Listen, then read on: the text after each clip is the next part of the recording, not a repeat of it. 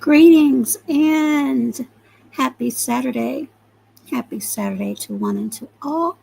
Perhaps it is Sunday, depending upon where you are on the globe. And tonight is going to be the pilot of the Samuels Effect, where we're going to do a deep dive into some of the topics that the late Godfather spoke upon, as well as others. So tonight we're going to look at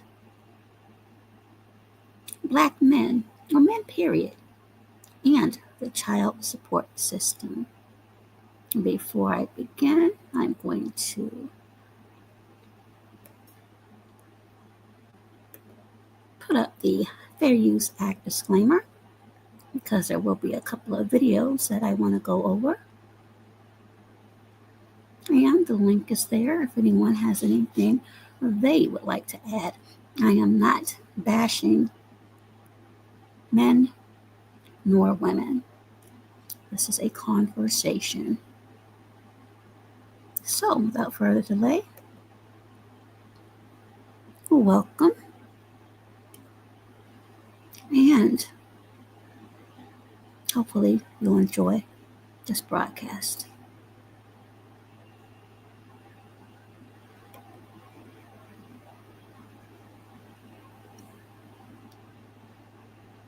Let's go.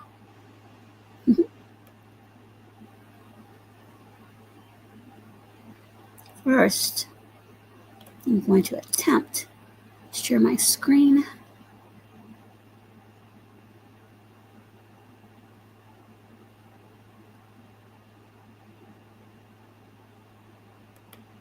And I want you to pay attention to what it is this woman is saying and any thoughts you may have. Please place them in the comment section or the chat box if you don't mind.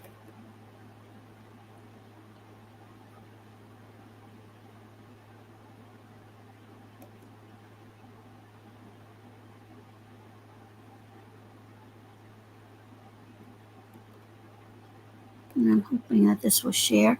Both of these are extremely short.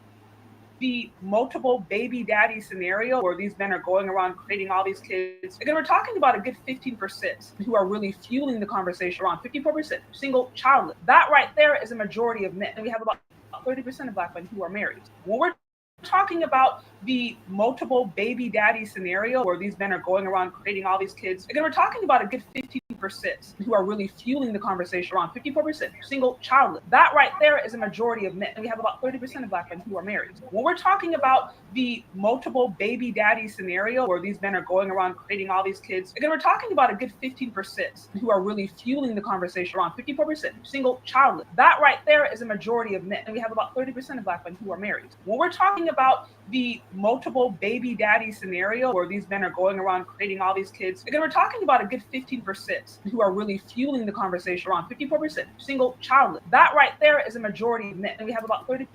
Okay, so she's saying do not blame Pookie, and Black men aren't to blame. So some of the things I like to do when I'm doing these reviews are to go through some of the comments.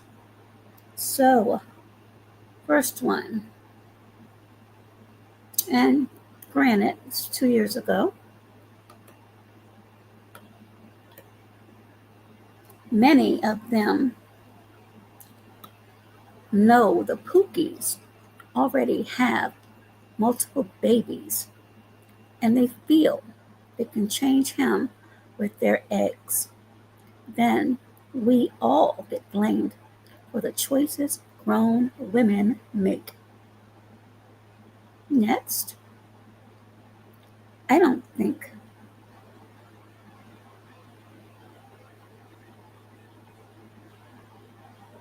Sorry, Hood TMZ. That's Nightbot, not me, but come back. Next is, I don't think Pookie or Ray Ray are forcing themselves on these women. Next, black women don't like to take any part of blame for the decline in the community. Now, that one right there, I don't know too much about that one. But everyone has their opinions. Let me get back over. Get back over and see if Hood got out of Nightbot's wrath. Hey there, Hood, how are you? Well, you were there. You're still there. Put a 1 in the chat. And your feelings thus far as it relates to the child support system and black men, or men, period. As I mentioned earlier, I'm not going to be bashing the men or the women because I'm going to take it from the angle of the men that I know personally who fight for wanting to be in their child's life. And the women actually are up to shenanigans, if you will, with some of the things that they do. Oh, so Nightbot only got you for 5 seconds. Hopefully you'll come back. Again, that was Nightbot, not me. The link is there. Next quick one is someone that I'm not a huge fan of, but I must say he may have a point. And I'd like to get your opinions on this. And this is courtesy and fair use of Dr. Boyce Watkins. And the title is How Child Support Leads to Economic Death. And yes, I gave this one a thumbs up. Let me expand it. And we'll roll this now. Thank you for those who tuned in and those who may. With Ali, you saw him fighting into old age and really going and doing whatever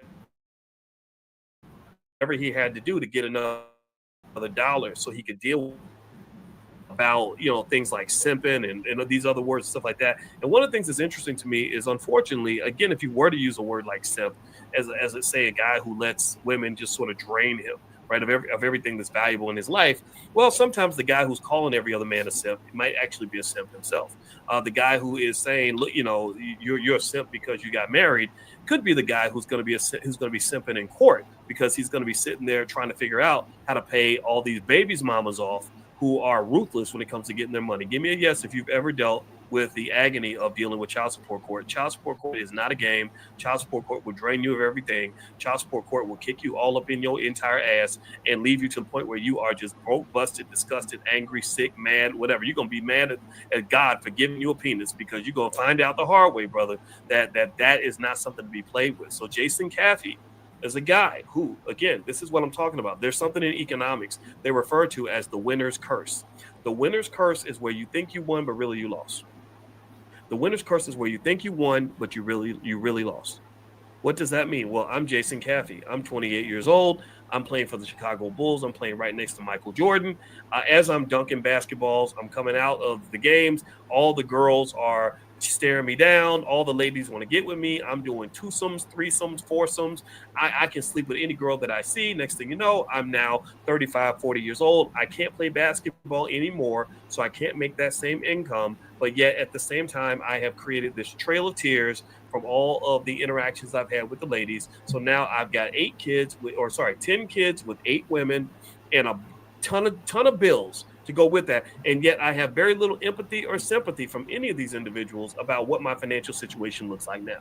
Now I'm not making $2, $3 million, $4 million a year. I'm making $100,000 a year. Now I'm not the guy that you thought I was money wise. I'm something different, but I'm going to court trying to fight to explain this, and nobody is listening. And also on top of that, they're looking at the money that I didn't pay while I was still playing. So I'm so deep in debt with child support that guess what? In 2017, Jason got arrested. They actually took him to jail. There's a hidden method to making money with Amazon that no one knows about. It's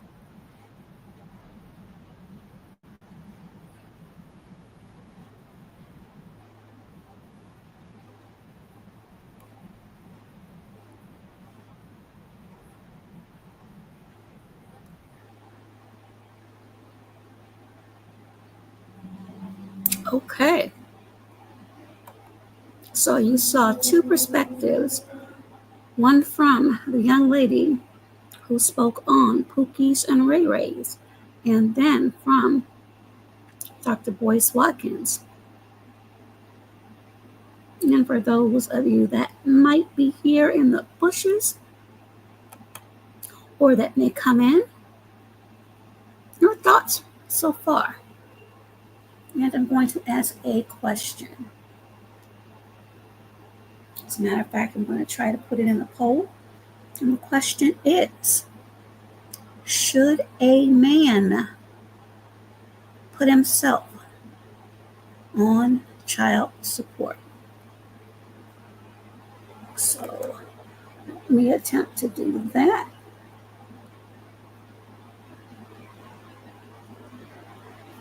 Let me see how that works out.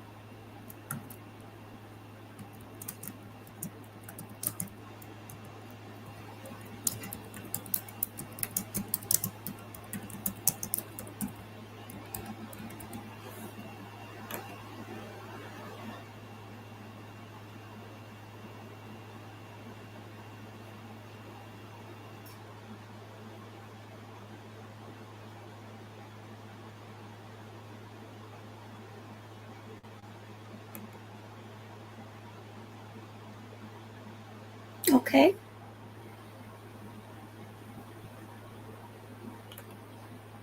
The poll is up, and the question is, should a man put himself on child support?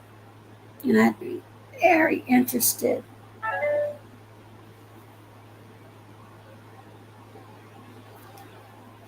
in what the results will be or what some of the comments may be.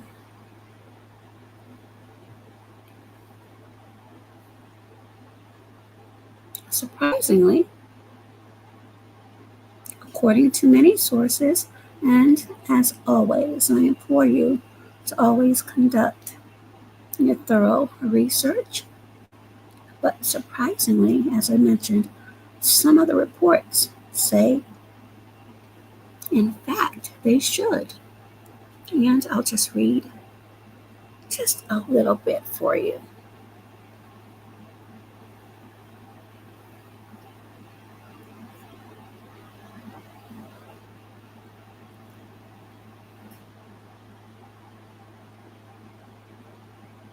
Yes, a man can put himself on child support if he wants to. In fact, some recommend that a parent do so to avoid back pay. I'll read that part again. Some recommend that a parent do so to avoid back pay. Both parents have a legal obligation to support their children, and child support is a court-ordered way to ensure that both parents contribute to the child's needs.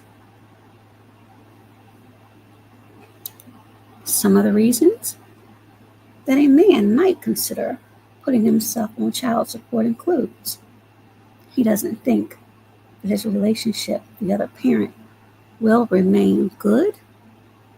Personally, I've seen this happen many times. Next, he expects to receive a pay increase in the near future. Child support payments are to assist cover of the costs of basic necessities such as food, clothing, and shelter. So I'm sure many of us know this, but why? Why is it such a difficult task to have this done? Now, there are many misnomers that Black men, or men period, are deadbeat dads because of the actions or inactions of others.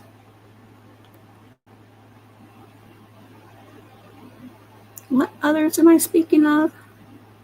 Well, I'll tell you in a moment.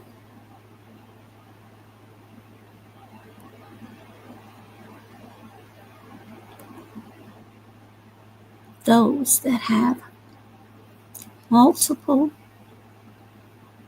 children by multiple women.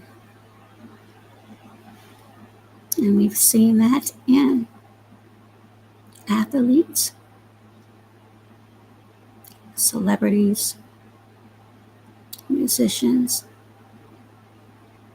We've seen it all. But what other reasons do you think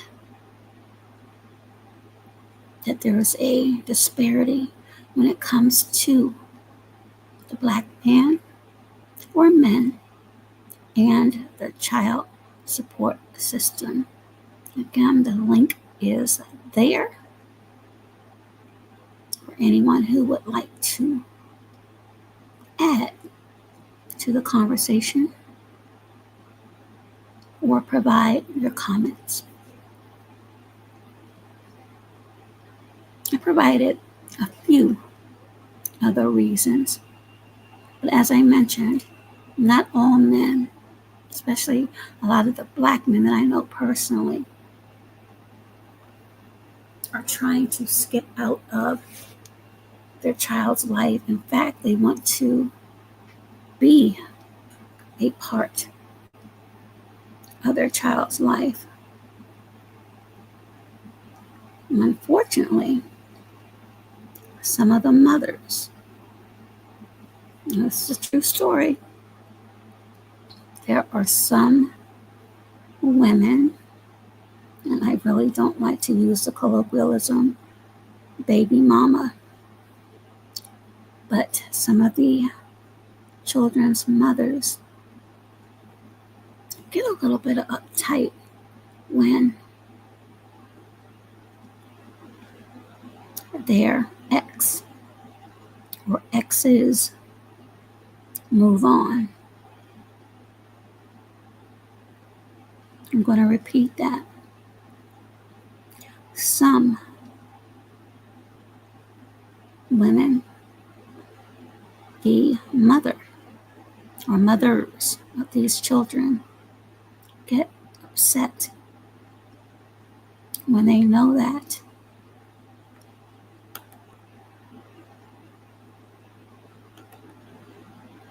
their ex or exes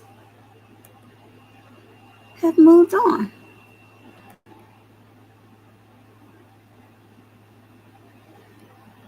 I can't tell you the many cases that I've dealt with. And when I say cases, I mean people that have reached out to me to help them, but they fail to disclose everything. And what I mean by everything is the little intricate details that may make things a little bit more difficult, and details that would have me not accept going any further. Many times you have to list your sources of income.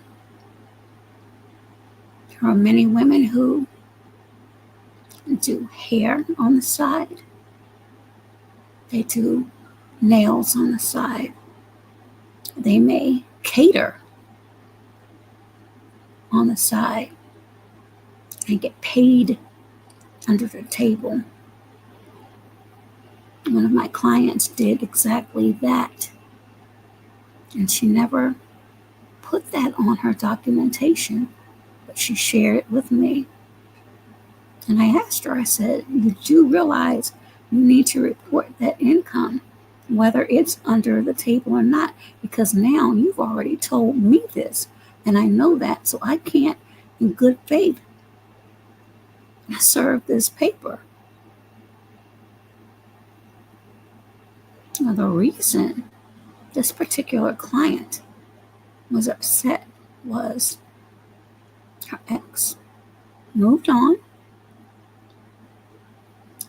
He had a promotion with WMATA, which is a huge metro system here, and they pay very well. He bought himself a nice, brand new, shiny black truck and a townhome. And who was living with that man? His new lady. So my client slash individual that I could not accept that job was livid. She was livid.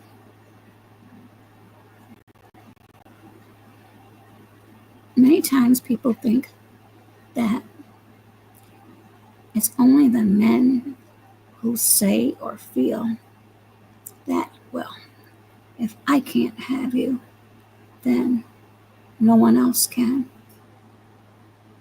I'm here to tell you, beyond a shadow of a doubt,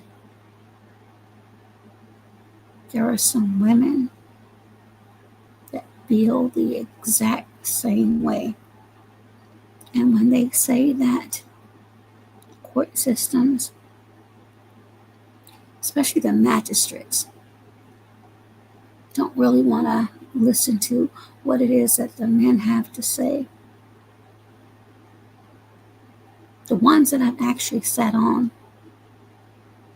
I can say for certain that that's pretty much true. So I think I have another video to queue up really quickly. Again, this is fair use, and thank you to those that stop by and to those who may catch the replay. Again, this is fair use.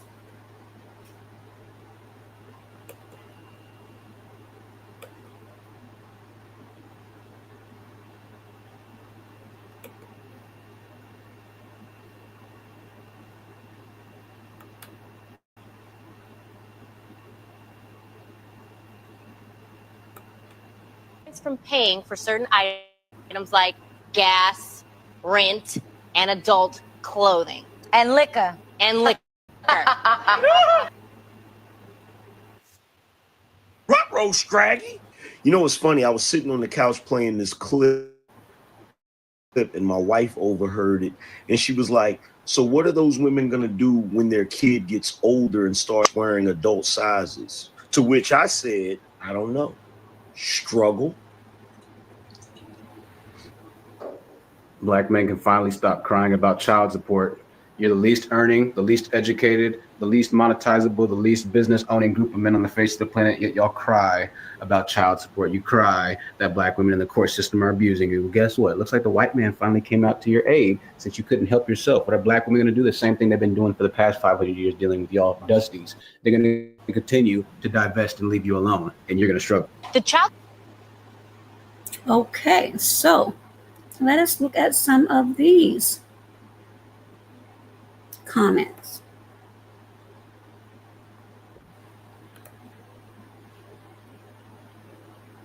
Say it again, my brother at the end. Say it again. I never received a single penny in child support for my daughter. No worries. I was a surgeon and she wanted for nothing. I even paid for 4 years of college. Dude want to be strong black woman so bad. I'm not sure about that. Child support is for the children, not failed relationships. Boom. I completely agree with that.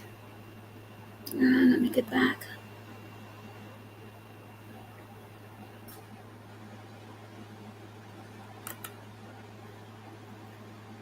Hey there, King DJ.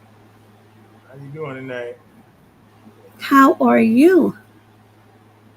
I'm doing all right. Can you hear me okay? Is the volume all right? Yeah, I didn't know you was on, actually. You say you can't hear me? No, I can hear you. I didn't know you was on until I said, let me, look back. Oh, okay. Do you want me to take you off? No.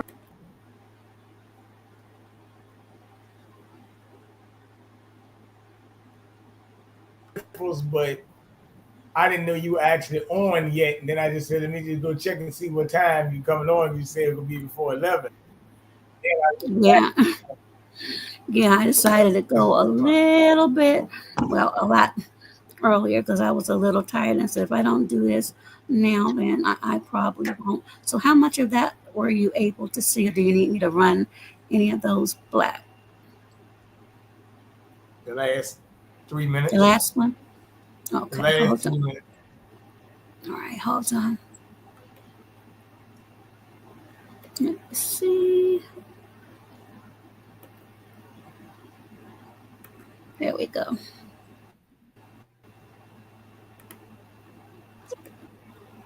Support card will prohibit parents from paying for certain items like gas, rent, and adult clothing. And liquor. And liquor. Ruh-roh, Scraggy. You know what's funny? I was sitting on the couch playing this clip and my wife overheard it. And she was like, so what are those women going to do when their kid gets older and starts wearing adult sizes? To which I said, I don't know. Struggle. Black men can finally stop crying about child support. You're the least earning, the least educated, the least monetizable, the least business owning group of men on the face of the planet, yet y'all cry about child support. You cry that black women in the court system are abusing you. Well, guess what? It looks like the white man finally came out to your aid since you couldn't help yourself. What are black women going to do? The same thing they've been doing for the past 500 years, dealing with y'all dusties. They're going to continue to divest and leave you alone, and you're going to struggle. The child support card.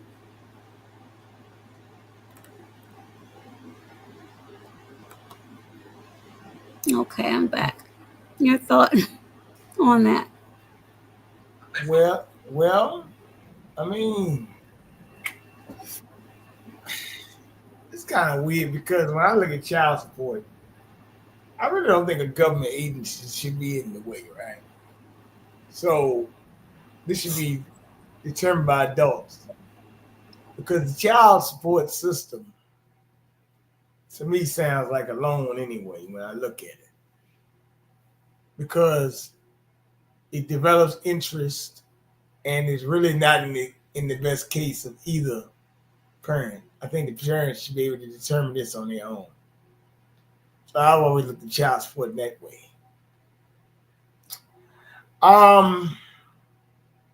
Some people do the right things, but as you all know, when you get, I don't even want to call it, when you get extra income, I do think that people do things that they are not supposed to do. That's the common of life anyway, whether it's selling EBT stamps or whatever the case may be. When money, finance exchange is always the propensity to do corruption. That's just human life. So when I look at the video, I'm just saying there's no need to, I guess what they call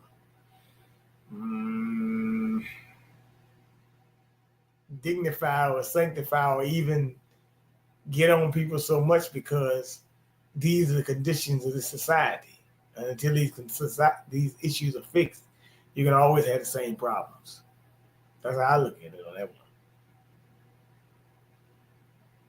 Now, I had mentioned before you came on about the vindictiveness of some of the women who, at first, in my opinion, there was no problem with co-parenting. But after they find out that their ex has moved on and moved on quite well, that's where the problem comes in as a man. How do you feel about that? Well, that's true. It's kind of funny, though, you mentioned this, because I know a guy had this kind of problem, actually, like more than one. He had a daughter, and she moved to I don't know if she moved. Wait a minute. Yeah, well, she kind of did move, but he was married to his ex-wife 14 years. He was paying her out of pocket, taking the daughter everywhere. And then I guess she lost her job or didn't have a better job. And she called,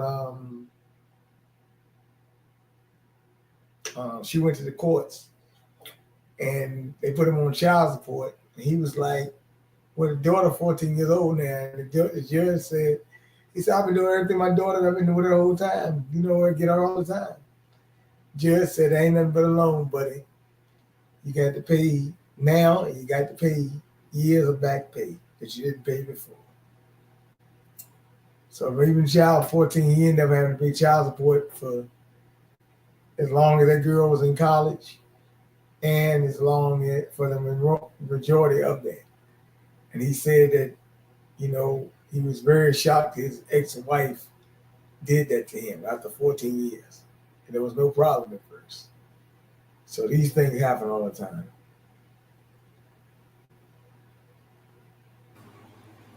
Absolutely. So your thoughts on if men should go ahead and put themselves on child support.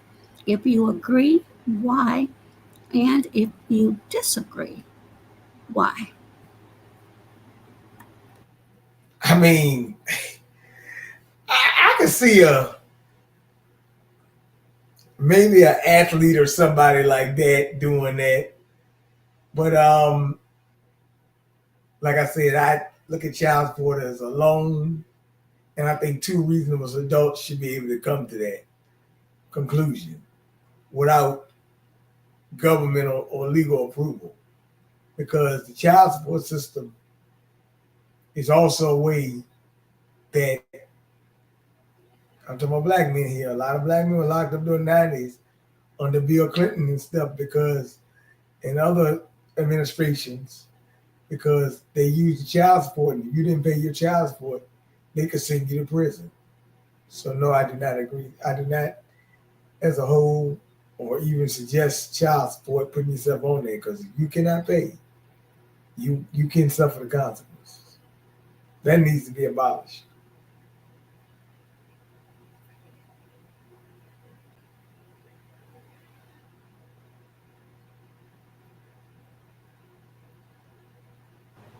Okay. Hey there, Panay. How are you? Well, I did a little bit of research, and there are a couple of videos out, and they're really, really lengthy. But there are attorneys and others that actually believe that men should put themselves on child support early in the event something happens later, because from what I'm reading, and if I'm wrong, people can correct me with that, if something happens, then what's been paid in may not be accounted for.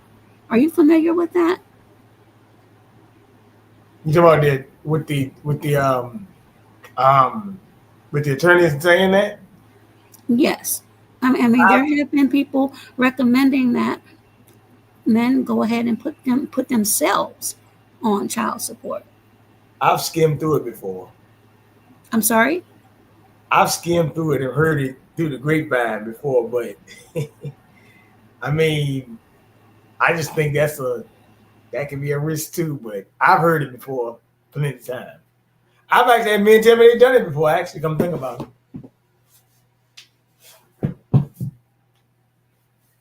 That's not.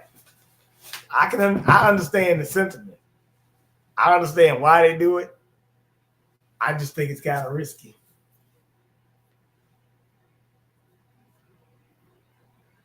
That's all. Now, when it comes to people saying that that's the government's way of, or the court's way of regulating the man of color or men, do you agree or disagree? Because I would think that most people would believe that support is for the children, not as a incentive, a gift, a ways or means of living for the adults. It's for the children, to help support the children. I've seen some of these women, and again, I'm not bashing, but I'm speaking from what I know. Well, go to the spa, take care of themselves, and the children do not look as well kept as some of the women. I also know where it comes to visitation, and there's a meeting place set according to the order. Some women may not show up intentionally.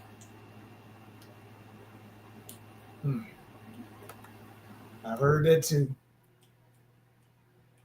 This is actually a pretty good topic. This would be interesting. You had a lot of men on here, because this is a very, very interesting topic. Because a lot of people talk about this subject all the time. Yeah, it's a weeknight, so I'm sure a lot of people are into their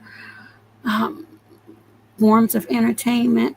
But this is just a pilot, but I plan on doing this along with the other once a month, and share it out and hopefully get other people to engage. But I think I know this is very important, because as I said, I've had clients, male clients, who as I said, that they want to be in their child's life, but it's some of these women who they won't allow it to happen. And some of it's because of, and I hate to say it, but it's true from my optics, hurt feelings. that others have moved on. Yeah. Yes, it's a hell of a way that it goes down like that. I do think that when you can affect people's lives, because I know guys that paying as much as $900 to $1,200 a month, and I know all that money not going to the child. You know, you got daycare, you got a lot of things. But I heard what you said, going to the spa and stuff, vacations, et cetera, et cetera. Sometimes that money doesn't go where it's supposed to go. I agree with you 100%.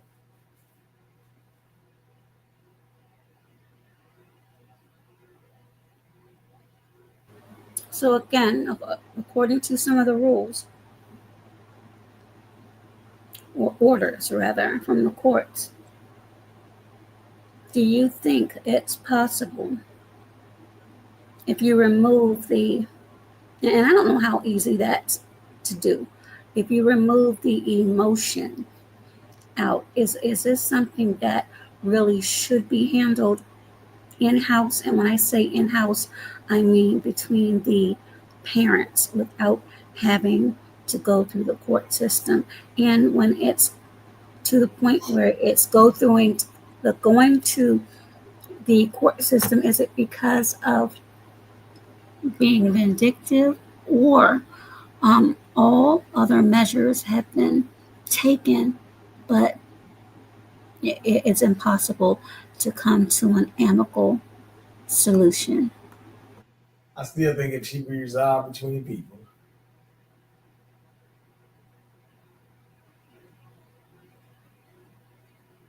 Even, but I do, because I just think that, I'm just going to say this for purposes of discussion. I just think the way to re-engage with ourselves as people today is very infantile. And we don't have a way to discuss these problems without getting government involved. We just had a tremendous what I call election season, right? And absolutely. Right? And personally, I was talking to a guy, and this is why I think that, I'm going to put this into this discussion, because now it was a woman, actually. It wasn't a guy who told me this. It was a woman, and she said that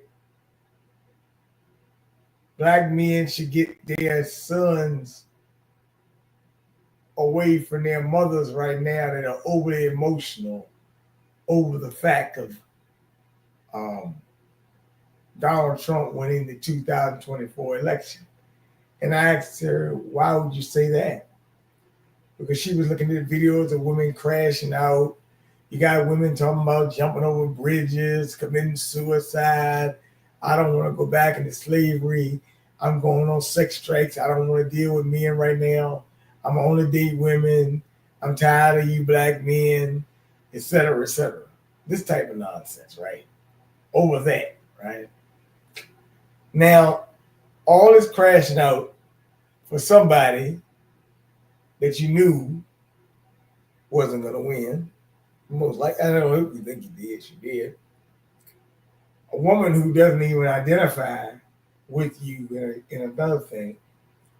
And then to top it all off, if you thought she did, that night at Howard University, and I have friends that go to Howard, well, friends' daughters really not, or but did not even come out and address your supporters and made excuses to why she did.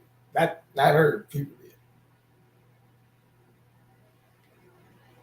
This is the type of infantile behavior that can lead to the very thing that you are discussing.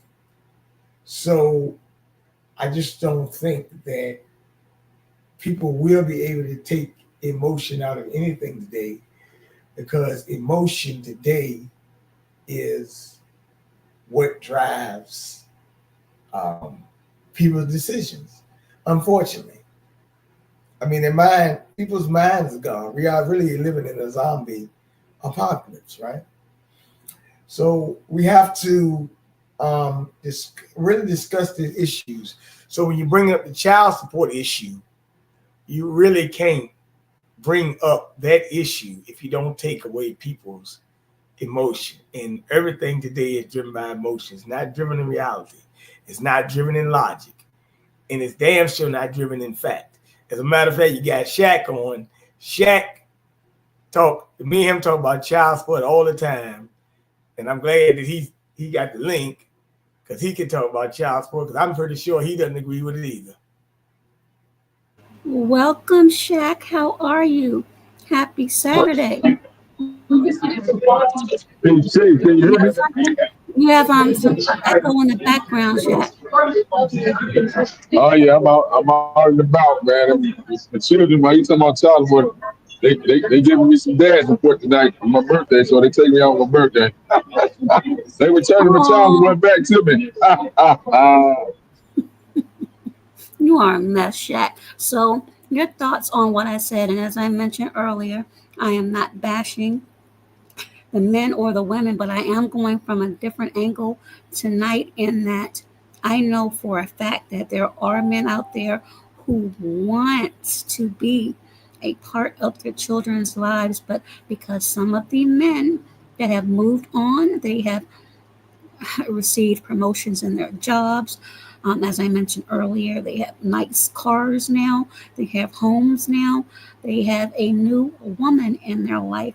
The exes who work under, or get paid rather, under the table, because they do hair, nails, they cater, but they don't report that income. So there's a lot of things that go on within the system that many people may not believe or know.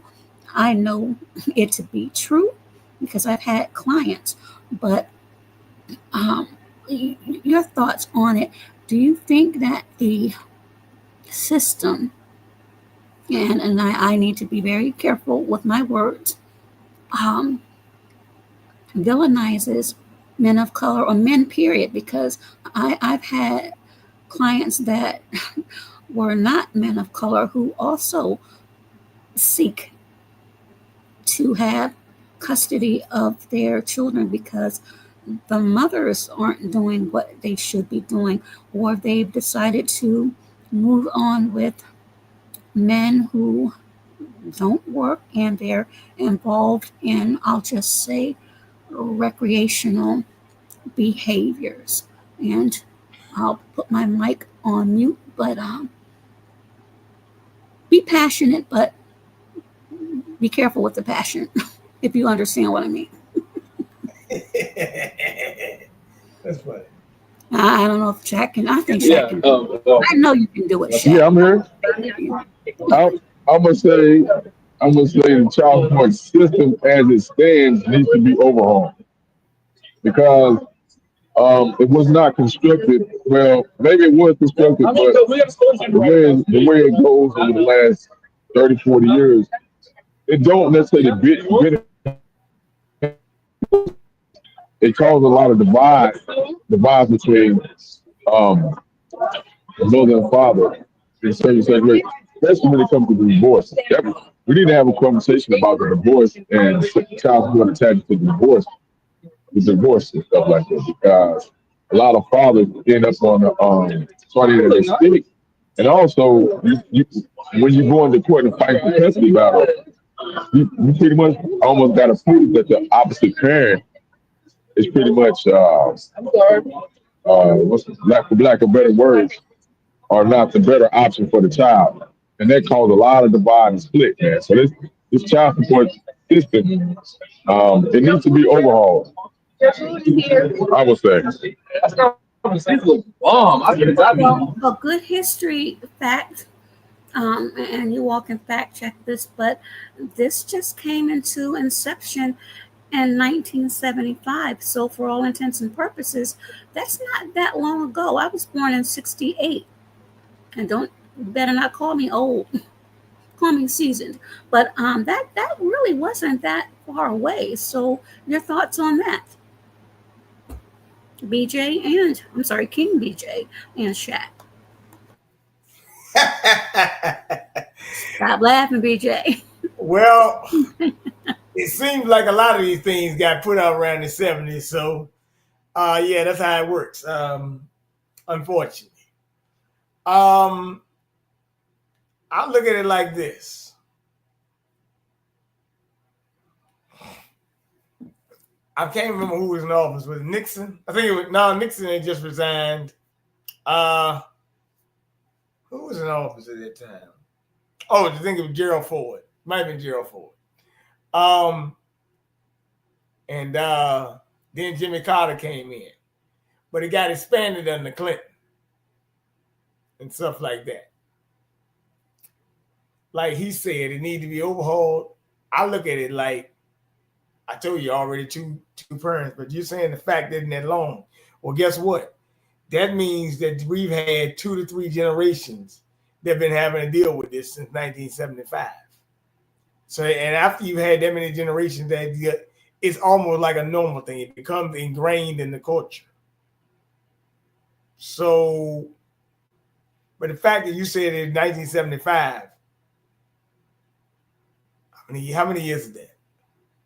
85 is 10, 20, 30. That'd be 50 years. Yes, because I'll be 56, God willing, in a couple of weeks. 20, okay. Matter of fact, 20 days. In 20 days. So counting down, 20 days. Yeah. But yes, 1975. That'll be 50 years. So they even had this program going on for 49 years of this thing. So that means that 12 years before I was born, that program has been in effect. That's not that long. You ruin whole communities and societies with this. As a matter of fact, we can take it back to really when it really started with the Great Society Act, and that ain't even had nothing to do with child support because that sprung the agenda for that.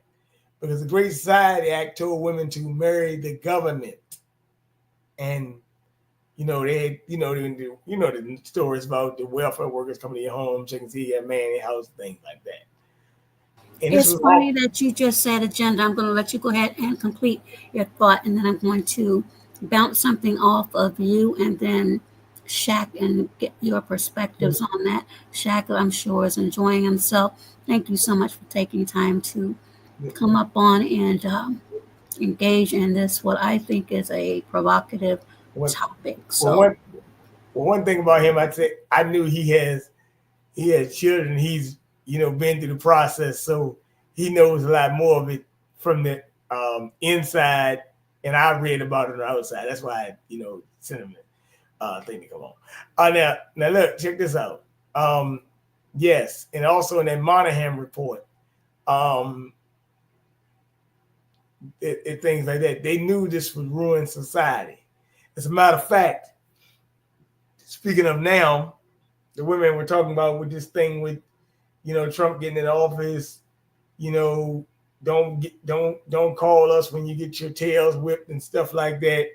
You can be no fault divorce. Men gonna be able to beat you like nobody's business. All these other fabrications, right? So the child support has set up the agenda for a lot of things. And like I said, but next year it'll be 50 years.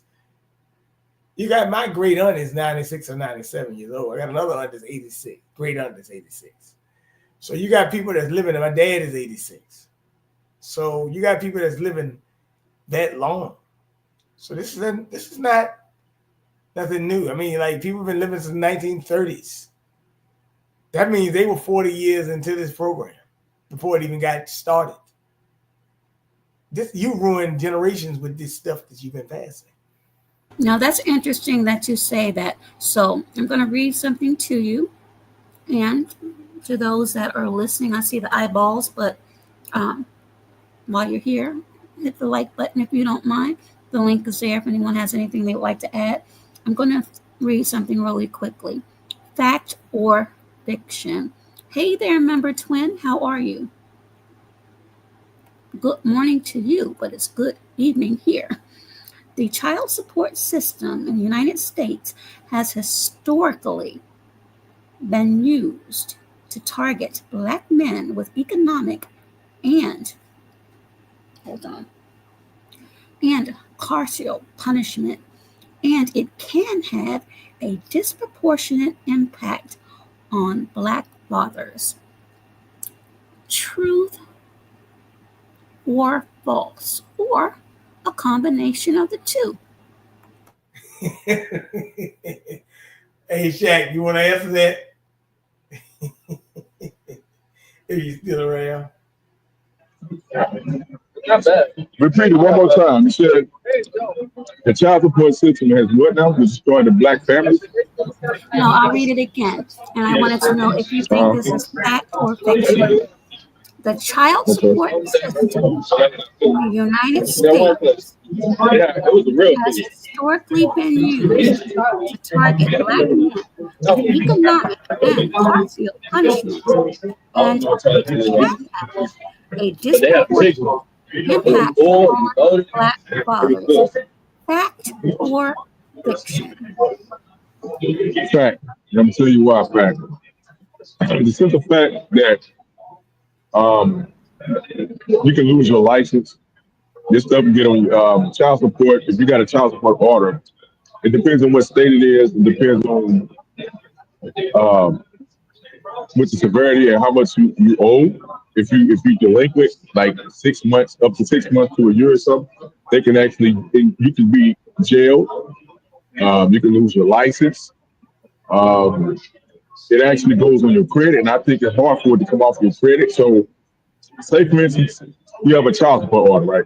Now, that don't necessarily mean that you're a deadbeat father, but the system, and when it comes to us so-called Black men, it's looked at as a deadbeat father because, say for instance, you go for a job, right? Or you're trying to get a job for like a big corporation or something. They actually do background checks, and that comes up, and that can act.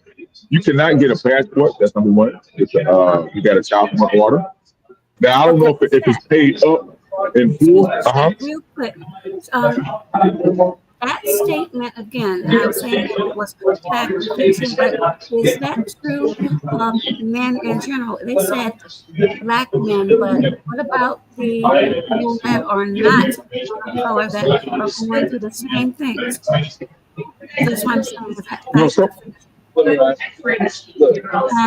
don't go through it as much. They don't go through it as much as Black men do. And then Judge Brown can contest the fact that Black men pay child support in a well overwhelming proportion to any other race of men in the United States of America. So I'm saying the fact.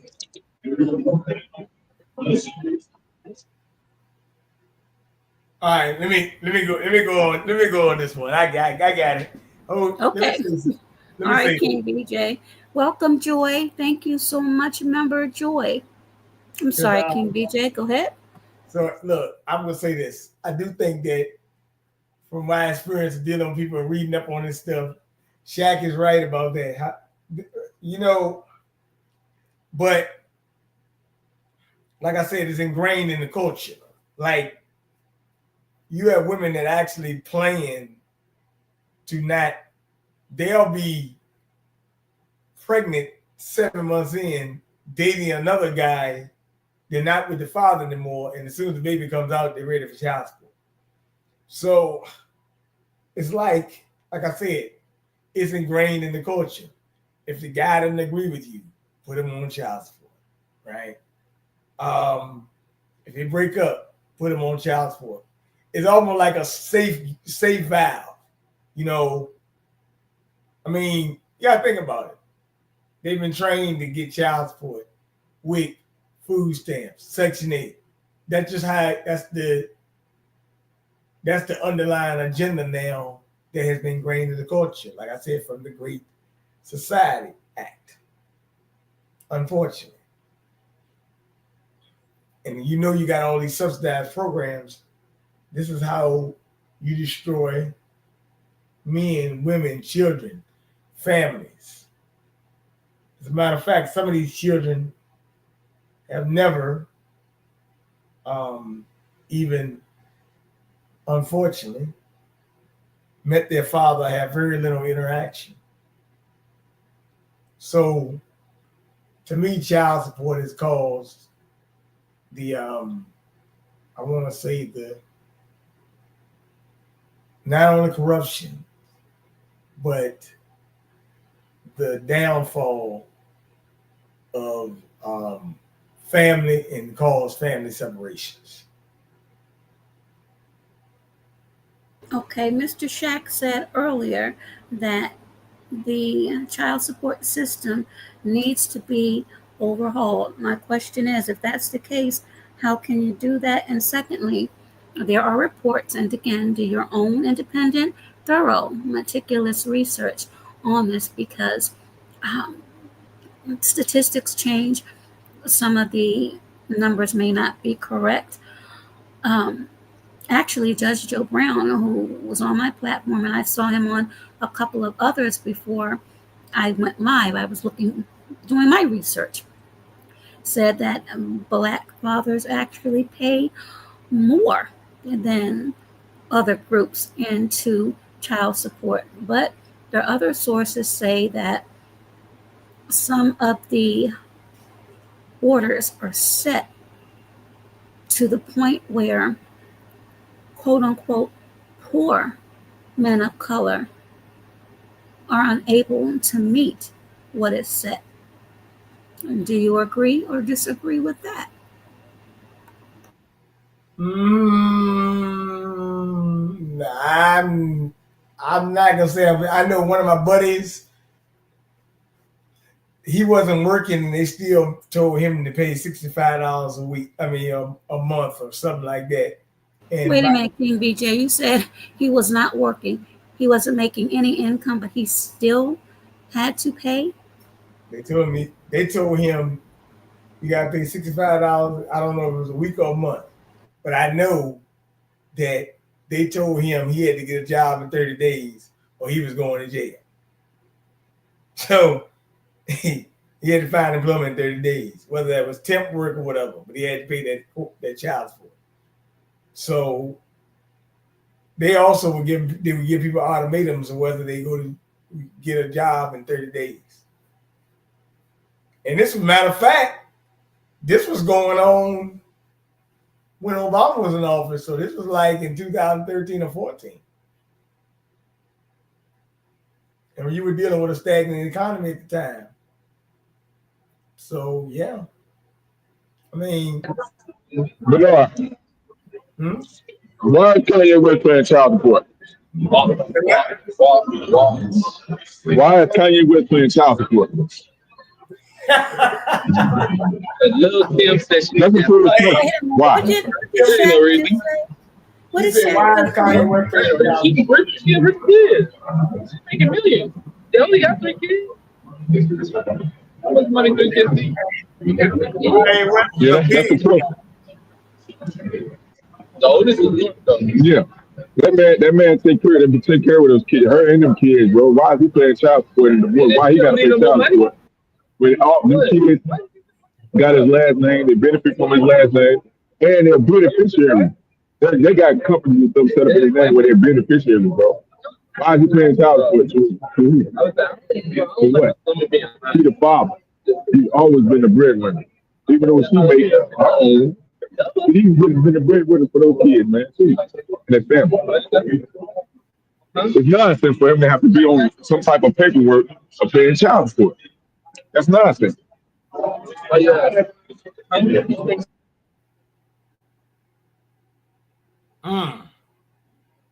got a point there, do eyes on that one. You got a point. Because they, both of them billionaires.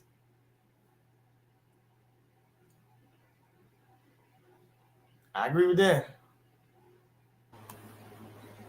So, gentlemen, and I have an idea what your answers are going to be.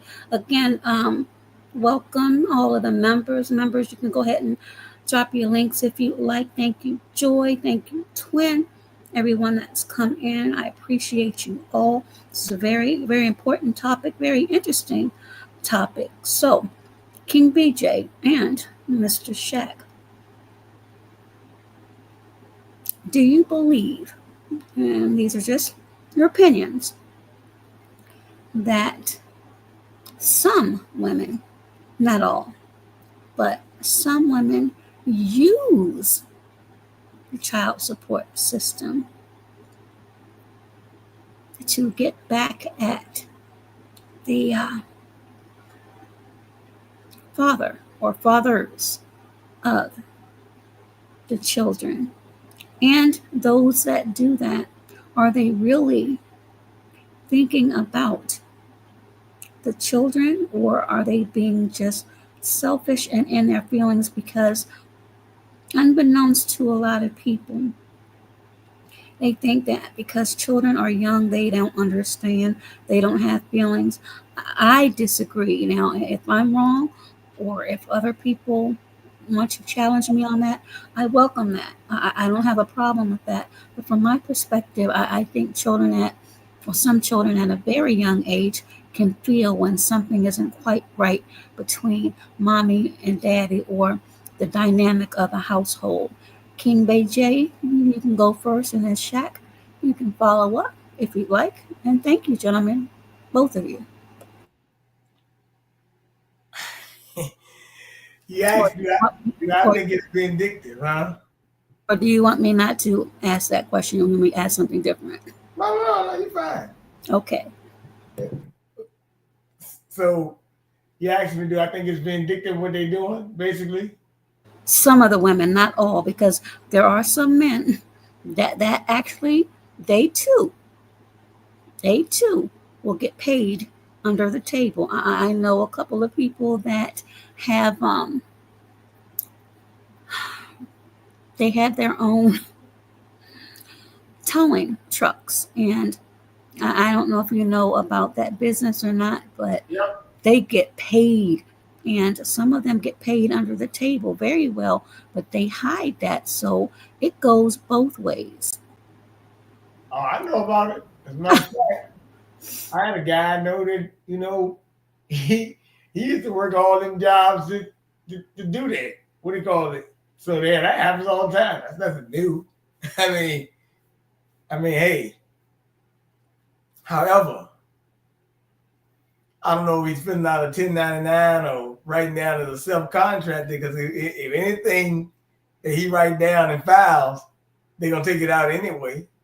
But I think it has to be over 600, but if you're a repo man, or you have your truck and you're towing cars, or you're repoing those, sometimes those individuals can get $200-300 per car after they drop it off at the impound lot, and they'll go right back out, and they work all night long. And I'm laughing at it now, but when I was young, I don't know what was wrong with me, King BJ, when I was young. It's just, I don't know. I had some issues. I just thought I could get away with a lot of. I did get away with a lot of things, but some things I didn't get away with. And I remember I wanted an outfit really bad. I said, you know what? I'll pay my car note later. I had moved out, working. Had my first government job, had my apartment. I had a Subaru, as a matter of fact. It was a Subaru that looked like a little space car, cute car. So, I thought I was cute, right? So I said, well, I want to get myself a nice outfit. So I didn't pay my car note. And then I said, okay, well, I'm going to get a couple more outfits. So my priorities got screwed up until one day I went outside ready to go to work. And I said, oh my God, where's my car? Somebody stole my car. Nobody didn't steal my car, gentlemen. I called the police. My car was towed, impounded, because I didn't pay the car note. And who did I have to call? I had to call my mama. I never did that again once it got out, but they make a lot of money, long story short. So continue on, gentlemen. Damn. Yeah, it's kind of Yeah. crazy. But that's kind of crazy. But that's how it is with with how things go. People want things, I guess, but when it comes to these things, hey, you're no different. Those same women that you're talking about that I guess working on the table. And I actually tell you the truth, come think about it. You're talking about women working on the table. I never heard of two. Well, I have heard them working on the table, but a lot of them on working table. Like we had one that worked for the electric company here, right? She was making big. She was making like $100,000 working at the electric company, close to it. Whatever her job was. So child support is not dictated sometimes by whether the person on the other end is financially stable.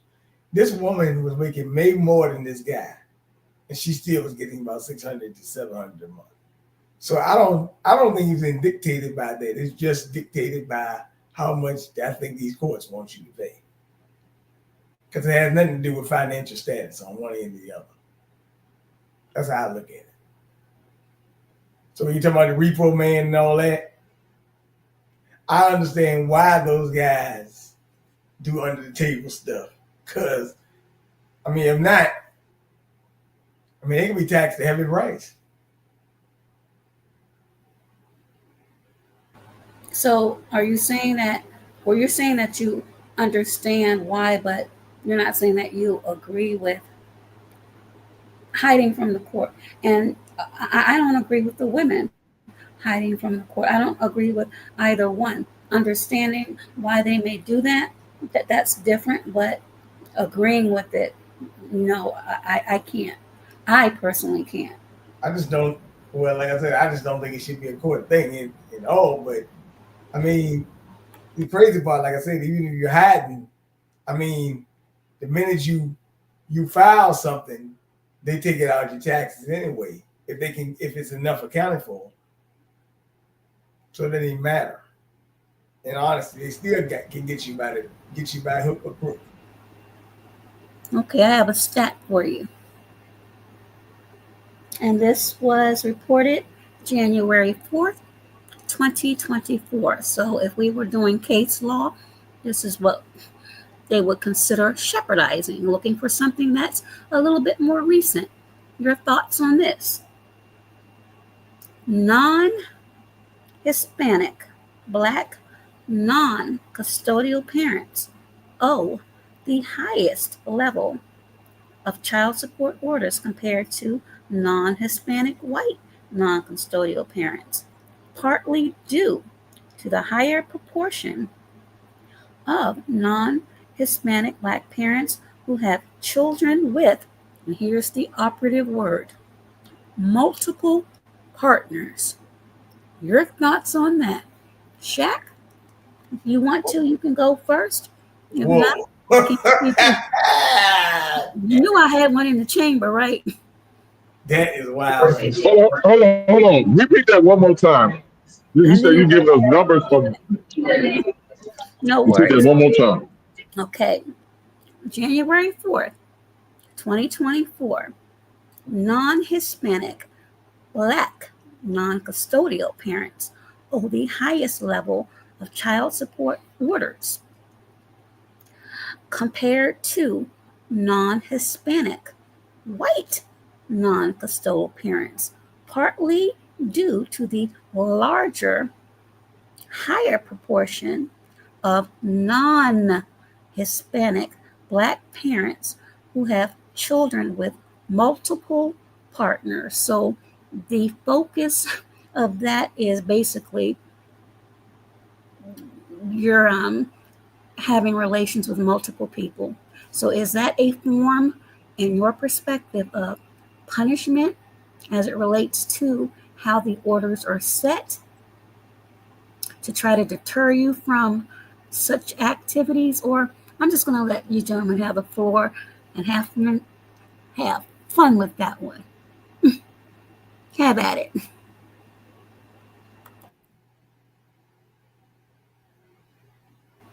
Yeah, I don't know how to address it because I'm hearing bits and pieces of what's the distance of the report was.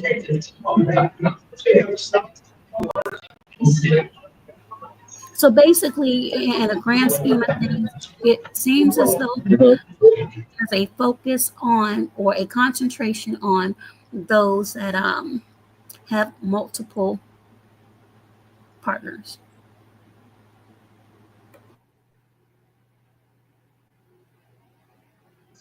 And I would imagine this is married people, or unmarried people. What's the one?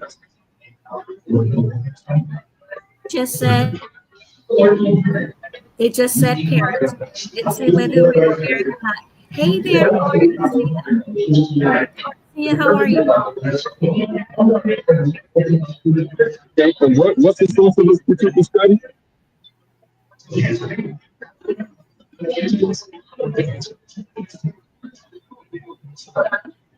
He wants to know the source. It was published on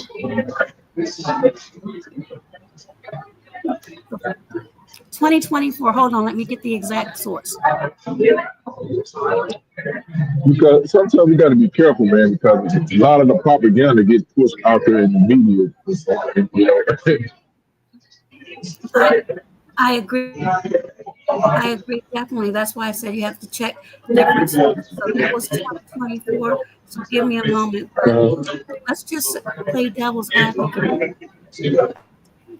Even the fact that they say multiple partners. Your thoughts on that? Yeah, that's why I was kind of like, hold on, why do you have to add that caveat? Multiple partners. Now, how would they know that people have multiple partners? Is it because the children have different fathers and mothers? I mean, how would they know that? I'm curious. Oh, that's good. Hope it's not.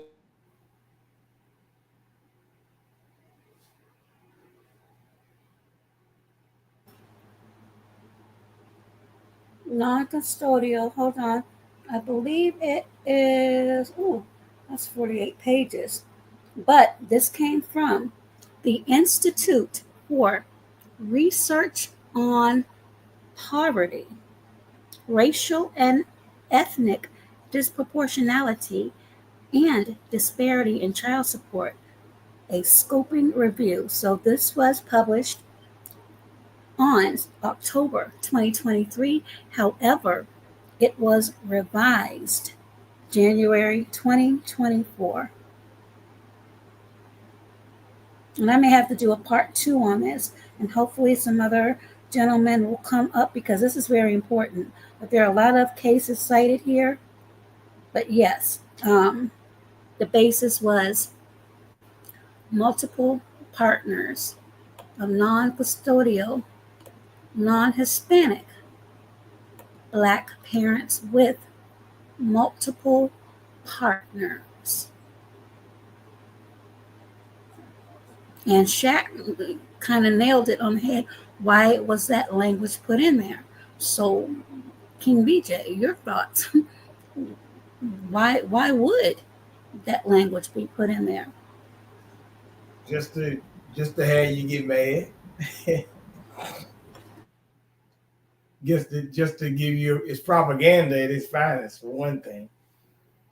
It's propaganda, and they get no hang with high rate murder on this stuff too, when you really look at it. Because they always tell you what you're doing and you multiple partners. They need to get that right. A lot of people got multiple partners. If you have sex with, I don't know, 3 women in a week, that's multiple partners.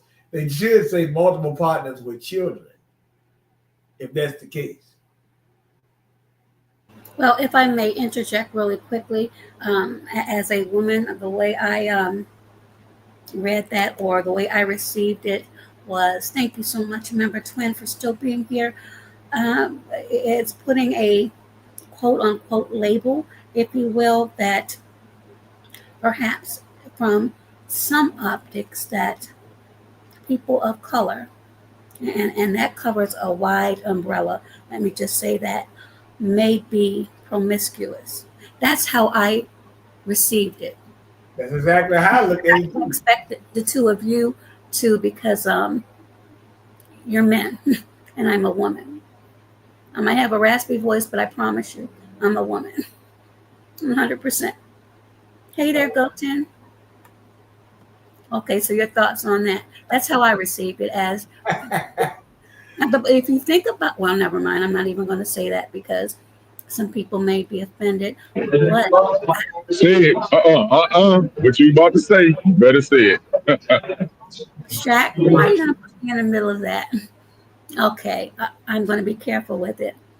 I have seen, observed many people of color. Again, that covers a wide umbrella that do have several little ones, but that doesn't mean that these several little ones are by several different individuals. And I'll go on mute. Thought you had me, didn't you, Shaq? I got out of that one real quick. Oh, shit. That's funny. Well, I want to hear you get that, Bernard. Man, look here, man. Let me say something. You know what? Unless looking at these women, men, and you know them personally, like you said, how do you know the little ones ain't by the same person? Or even if they got 5 little ones, they could have had one previous marriage and one other marriage. So, and sometimes might be their stepchildren. You do not know. So you're right, because back in the day, at least when I grew up, my mom came from a family of 12. Back in those days, they had 12, 13, 14, some 15 kids wearing the same clothes and shoes. So that's not impossible.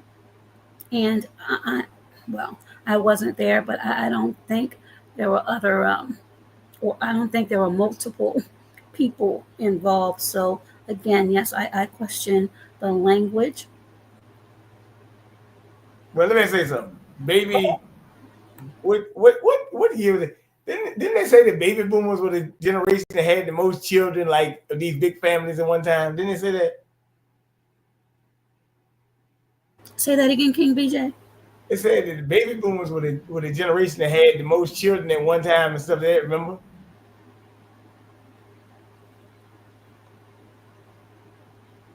You said the baby boomer generation, as they called it, had a lot of children at one time. Oh my goodness, yes.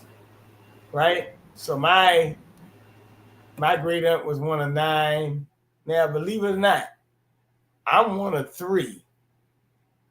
Third one by my dad, only one by my mom, right? So you also had what they called men that had outside children as well. Yeah, me. A product of that. It is what it is, right? But so that being said, is that possibly a stereotype? From years ago, make it a stereotype, but it ain't nothing new. Let's get real. Come on, man. We got. I think this is part of American culture, because in other cultures, you can go to Arabia, Africa, certain monarchies all over the world, and a guy would have 4 wives or children, multiple women. And so this is like,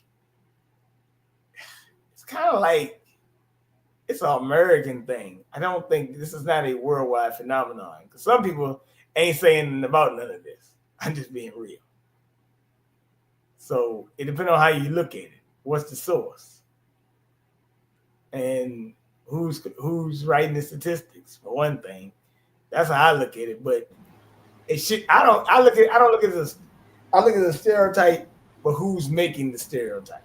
Absolutely. And you said something very poignant to me. You said around the world. I don't live around the world, so I don't know. Do they have child support systems in place or agencies? I haven't heard of it to my knowledge, but what about you, Shaq? Have you ever heard of No, they can't. No, now the only one that might have something similar to it could be England. I mean UK, maybe, I don't know. But as far as I know, it's not just around the world. Child support systems ain't like that around the world. Why you think when Jamaicans, Africans, and stuff come to America, some of them don't get married in America. They go back home and get married. The ones that's so-called smart. which is a perfect segue into my next question, Shaq. I'm going to start with you, sir.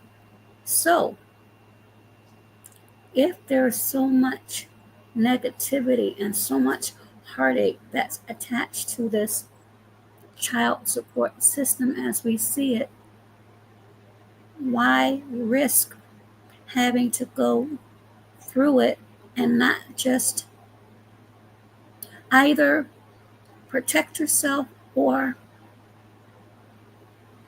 make a decision to do what needs to be done where that won't be a possibility?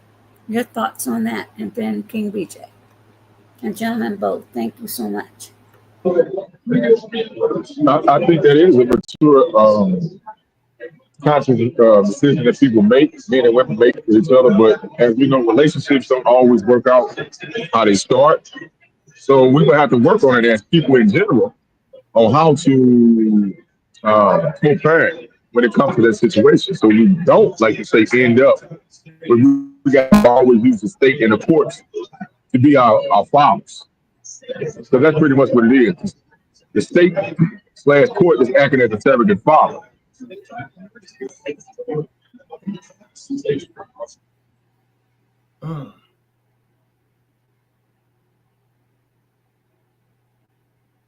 Got a point. King BJ, your thought? I think that that when we look at these issues and problems, I think we got to look at the source of the problems, who's giving out these narratives, and most of all, who's affected by the narratives the most. And obviously, as I've seen by, unfortunately, I hate to say it, by the 2024 election, or selection, or whatever you want to call it, because it's not over to December 17th when the Electoral College meets. I realized that we have been in a massive psychological operation campaign, and I realized the reform propaganda on a lot of things. So when you ask about stereotypes, conditions, it's depending on who falls for it.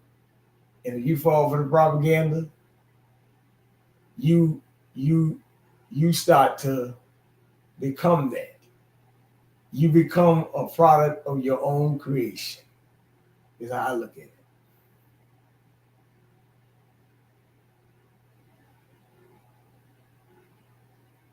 Sad to say though.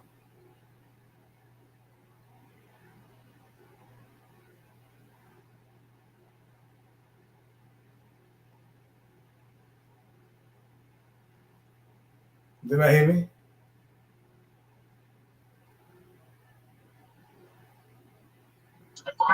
Yeah, I'm here. I'm just reading up and let you get yours off. Oh, no, I'm good. I was telling her, I was talking to her. Yeah, go ahead. Yeah, go ahead. Well.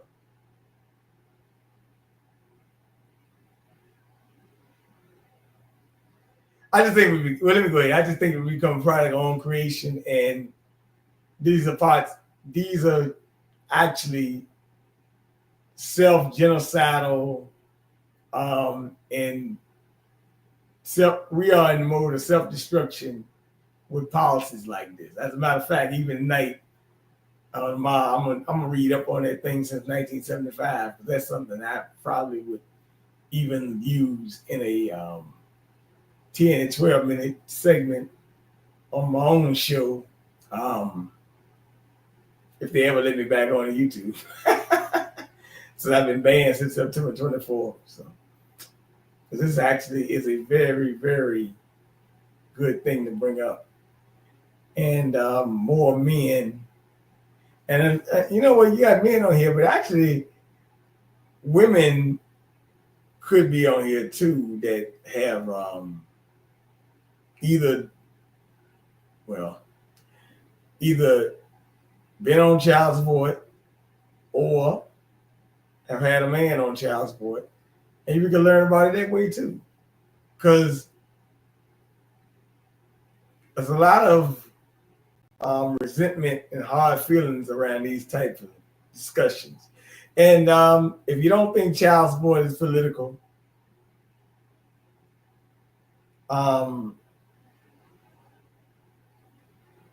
hey, it's a political apparatus in here too. Because who's getting paid legally? Who wants to keep these politics going? That's what I got to say about it.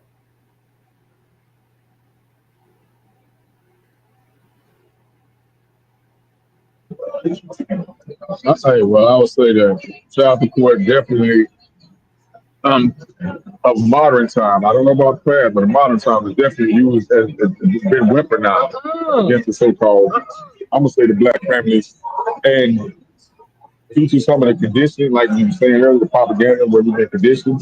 You can look up Edward Bernays, it's all right there, the propagandist. We have self-sabotaged ourselves because men and women have participated in the self-sabotage of the so-called black family. And it's something that we have to correct. No outside entity is going to be able to correct that. So if we don't have these conversations, dialogue, my thing now is throw all the mail on the table, right? The mail, MAIL, the mail on the table, sort through the mail, and the stuff that's trash, we get rid of the trash, you know what I mean? And go from there. But that analysis, putting all the mail on the table, is like putting all the so-called problems, all the so-called issues, you know what I'm saying? The infighting on the table.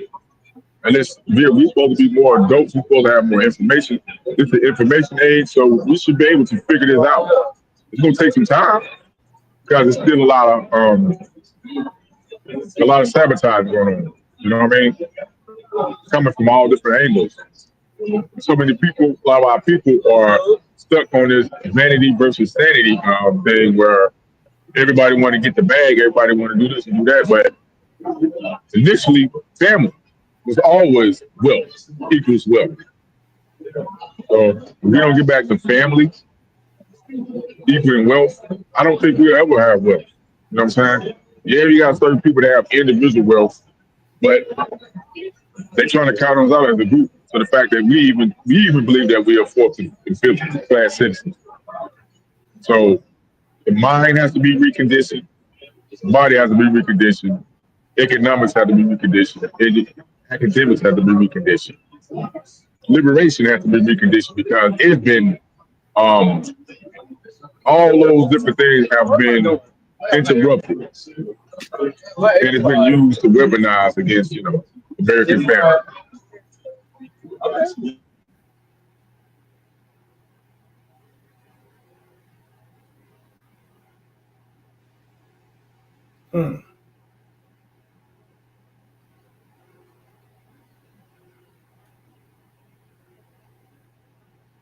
Yep, right. Very good point there. I think you're right 100%. Yep.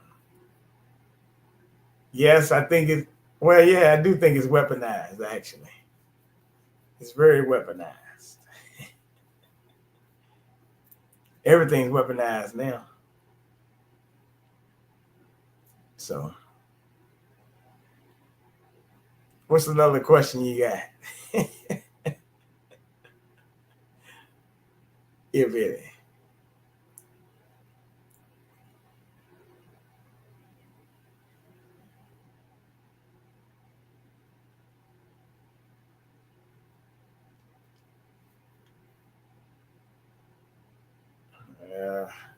Let me ask him that. Chaq, how can it be overhauled?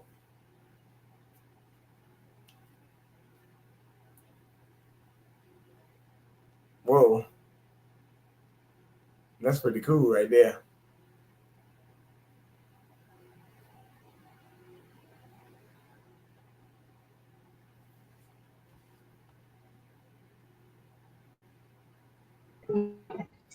It can be overhauled by doing what I'm doing, spending time with your children and building relationships with your children.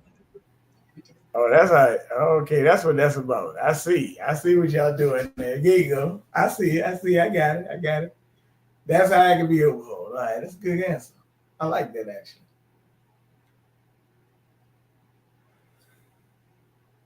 He just showed a good example how it can be overhauled.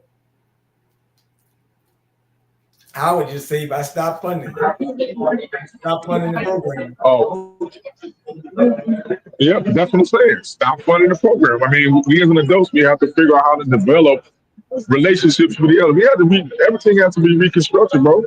Like as we living right now, Bernard, we're looking around reconstruction going on. Yeah. And we haven't been talking about the Office of New America Act. They're trying to reconstruct the New American. You know what I mean? No, we got to beat them at their own games. And we got to figure out ways to reconstruct ourselves, man. What is our identity? You know what I mean? What do we call ourselves? Not what people call us. What do we call ourselves? What do we go by? What's our cultural standards? What's our nationalities? You know what I mean? What's our spirituality? Well, how we want us to be represented, bro? You know what I mean? Well, who's in charge of that, Shaq? Because I've heard colored, I've heard Negro, I've heard African American, I've heard many different things. So, do we truly not know our own identity, or are we given that by others? Let me say something about this. Hold on. First of all, we ain't been having no identity lately because everything is you watch doing the 2020 selections or rejections or whatever you want to call it. Our identity has become a subculture now. It's almost like, I mean, you know, I'm just saying, like the whole thing with the twerking and the disparaging things they made. You know, tomorrow morning in churches, they're gonna be talking bad about black men, probably, and some of them. I had a friend of mine told me today that, you know, he was in church the other day and they said y'all finally got the devil in there doing a funeral the other day. So yeah, I mean, we really don't have, I mean, right now our cultures cater to the subculture, unfortunately. I mean, some people don't want to agree with that, but that's what we're catering to. And when you cater to the subculture, and Shaq was talking about the Office of New Americans, you are set up for a mass genocide. I'm gonna tell you why. As I told Shaq, I was talking to a friend yesterday, and he said, BJ, they showed us in this election that we had become politically irrelevant by voting for that woman at such a high number. But when a lot of us didn't vote at all, some people, a lot of people just didn't vote at all. But the number they showed of people that voted for Kamala. And he said that when you become a liability, your assets get sold off. Child support is an asset for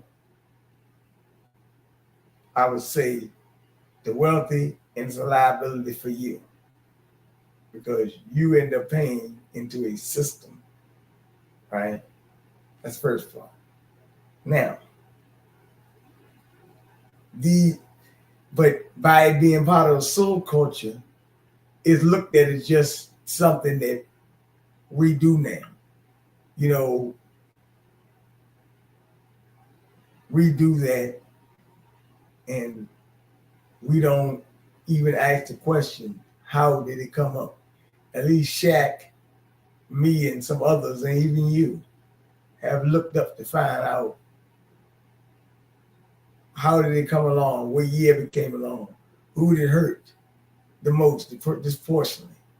So you got to start with that. See, a lot of people say, oh, we want to fix the problem. Well, you need to go back to the start of it. You can't just, say, hey, I want to fix the problem. You never went back to the start. When did it start? You said 1975. That's not long ago. You were born before 1975. So look at it. Start with the issues first. I mean, and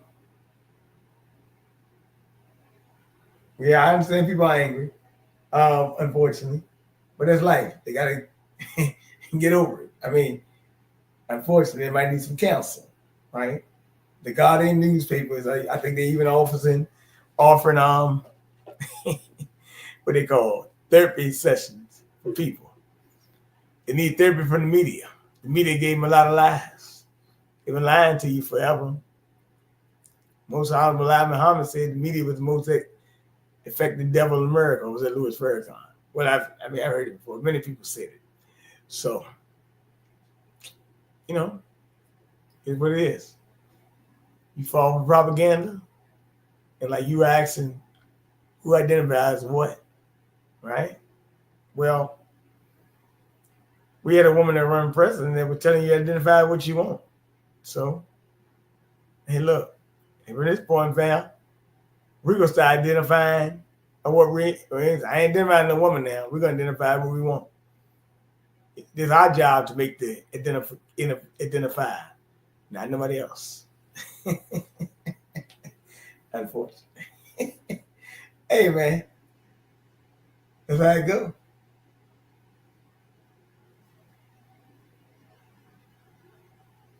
We the people, which means the people can govern themselves. Oh, okay. Yep.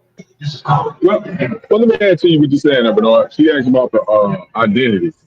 Ms. Joa, what do you identify as? If you don't mind divulging that. ABC at one. Oh, she said, I think she might be on mute. Since she identified black in the comment section. Oh, she identifies black. Okay, that's cool. I have no problem with that. I identify as a Mississippian American, and I can trace my culture, my roots back to Mississippi, and certain tribes and stuff that's from out of Mississippi. So I consider myself as a Mississippian American, or just plain American. She said,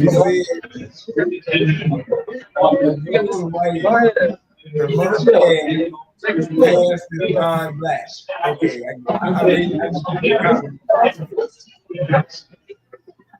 Okay, well, she got some little different something going on, but she can identify that. The whole point of the conversation is you can identify what you want to identify as.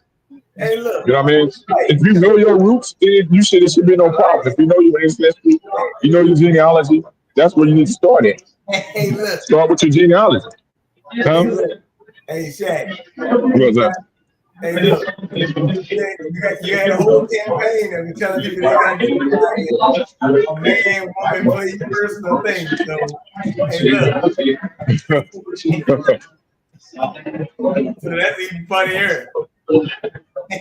I mean, look, I found out that I didn't know this.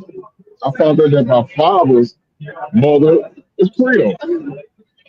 So I didn't, do your genealogy, you know what I'm saying, and or just ask questions to your family members, some of the ones that still living and that may have records and stuff like this that might not be in some of these vital statistics offices and stuff. But also do your genealogy, and see how far back you can go, man. Just to chase your own information. Stop letting other people dictate what your identity is, dog. That's the main thing I want to give to the people, man. You know what I mean?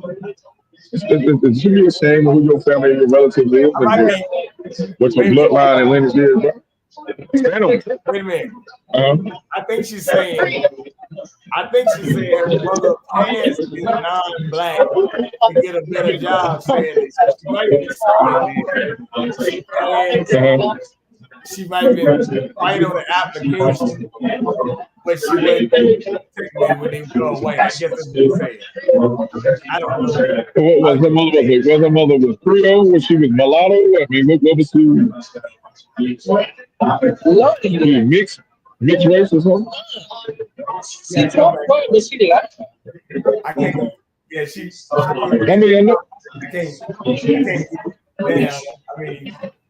When she come back, I mean, look, a lot of people they do the white thing and they put white on their stuff, and some people do black. Like I said, we had a conversation earlier where a lot of people from other countries they come in and try to pass for stuff called black on these applications to get these benefits, American benefits. She was white with red. She was white with red. Okay, she got you. Stop playing. She said she was what else? She said she was white with red hair and she married the blackest man. She was black. White with red hair. So that means she's Irish or something. She has some type of Irish ancestry or some roots or something. Scottish, maybe. Possibly. But that's some melanated Scottish. Where the Scottish, I think some of them are melanated over there too. But people on the line say there's some indigenous colored people over there in Europe and stuff like that. BS. That's BS, bro. It's Scotch. You said she was a mutt. That's all right, man. Hey, look here. If I decided to have and reproduce with a female that lives in California, I just mix, whether she's black or not. She's not from my region, she's not from my bloodline, she's not from my tribe. Just because she had my skin color don't mean we are the same. So I just mixed it to that race. I mean that culture, that bloodline. So we all mix to a certain extent.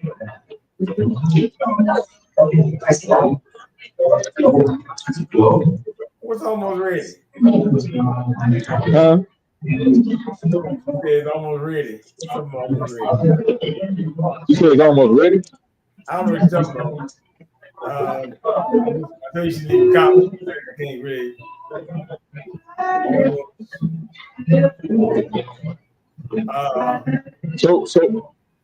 But the child support thing, though, man. I mean, I'm not saying it need to be overhauled. They need to get people in there that is really concerned about the child and not about kickbacks. You know what I mean? Profit. All right? Because all that thing is profit, man. Like I said, it's been weaponized. And Patty started off as a pretty decent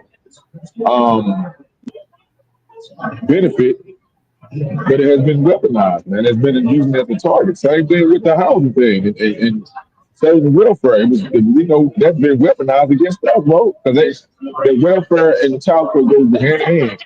It's weaponized against us. Because us so-called copper-colored Black Americans, Negro Americans, colored Indians, all that, we was all called that at one point in time. Indians, coloreds, Negroes, Blacks. Now they want to call you African American. After 400 some years, they want to call you African American.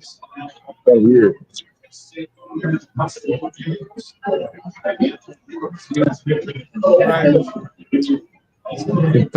Kind of weird, huh? Now, some people do got some African roots and they can trace their, don't get me wrong now, people that can trace their ancestry and genealogy to trace their ancestry genealogy back to Africa or any other city. Hey, you have advantage. You got the best of both worlds. But for us, some of us that we can't trace it back or they just broadly stroking that, we're doing it disjustice, man.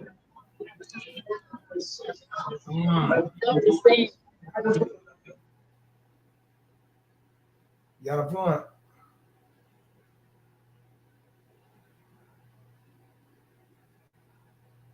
That's a very good point.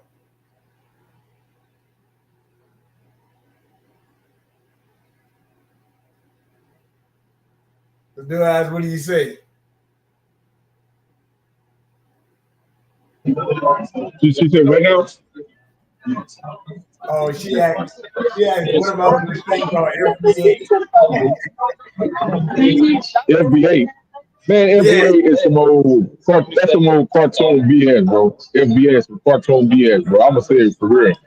I get the gist, but bro, that's some, ooh, that ain't no different than just, but you still black, bro. You still dead in law. I mean, it is what it is. You still dead in law. Foundation of Black America, you still dead in law, bro. And Tyreek Nasheed know that. So I don't know why he even trying to play that game with people, bro. I don't know why he play that game with people, bro.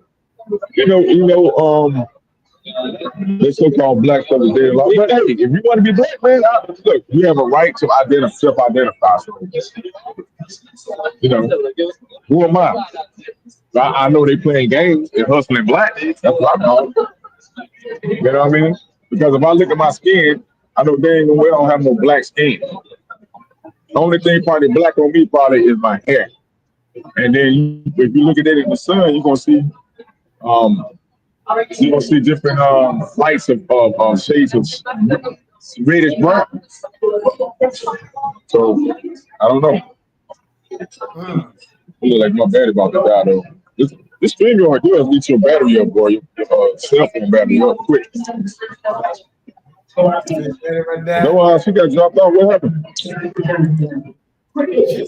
waiting on StreamYard. I don't know what happened. Oh, she must have to reset. So y'all, this main conversation I was having tonight, mainly about child support. Yeah. She asked me about it earlier. Huh? You guys turn the lights off. You said what? About child support. I said, you know what? I said, let me come on here because that is a topic of a very big importance that people need to talk about. But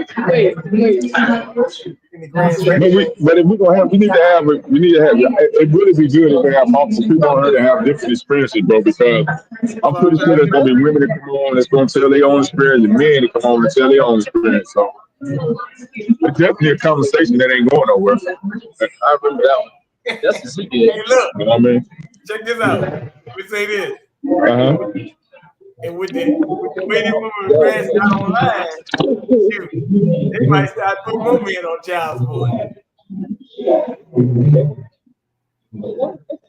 That's what I'm saying. It's been weaponized, bro. It's a tool to weaponize and to keep, a certain, the people, men, in a certain light. Because even like I said, even if you own it and you have a child support order, the system is not looking at you. It don't look at you. Even society sometimes don't look at you as a upright man. They look at you as a deadbeat because you're on child support. You're not.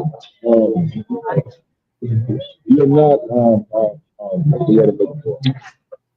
man, I can't think of the word.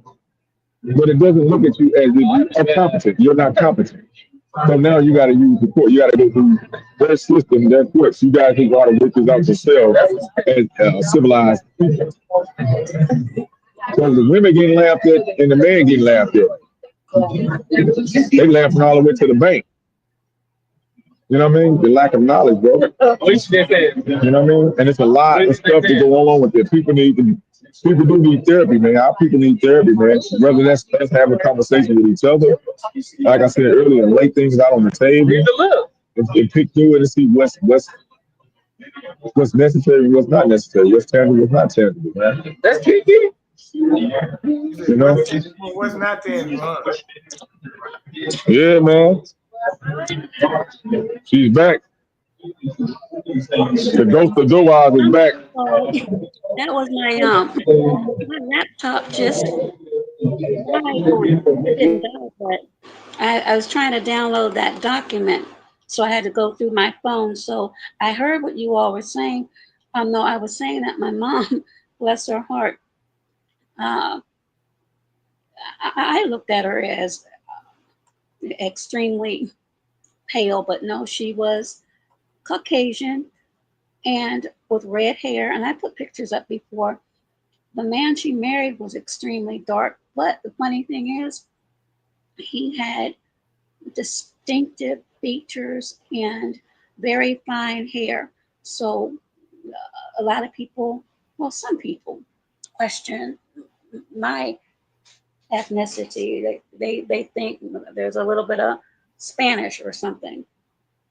I guess I don't know. It's a lot of things, but I identify with Black. Always have.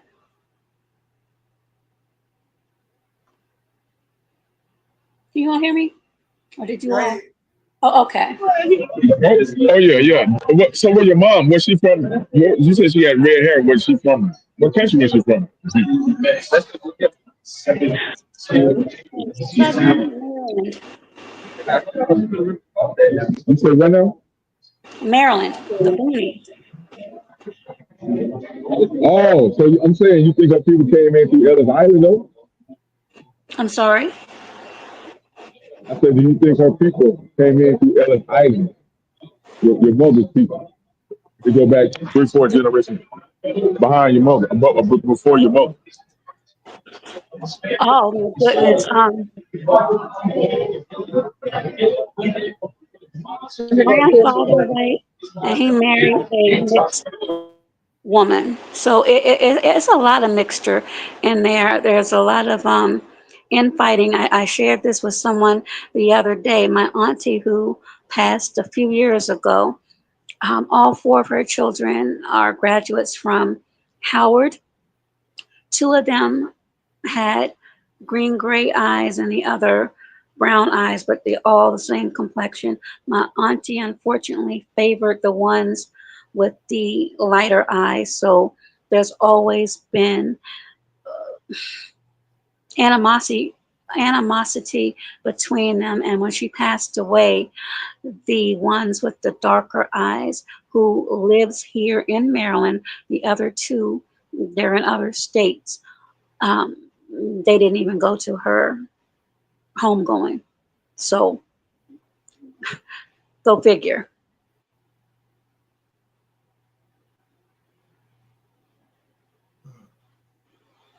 And families like that, yeah, and families like that, oftentimes there's a lot of favoritism and colorism. This isn't the topic. It's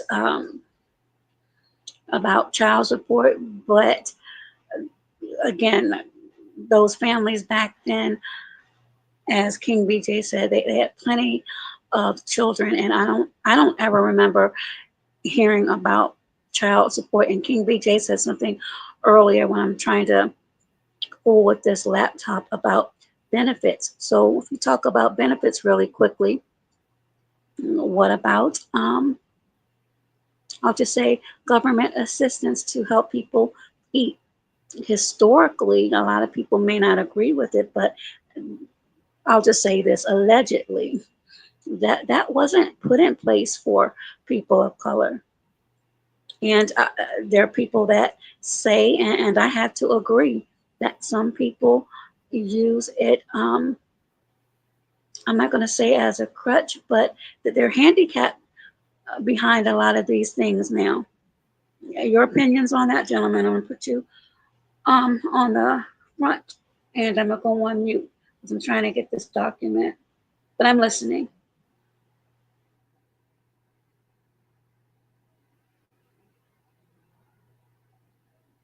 Well, you made a good comment there.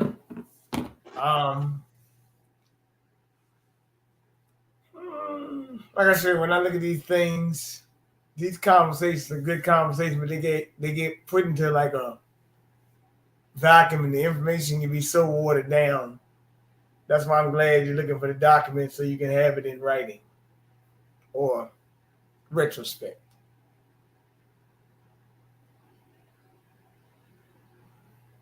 Because documentation is always key these days.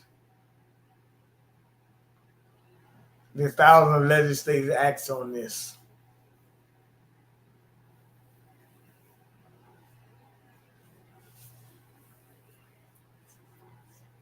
So that's a good thing.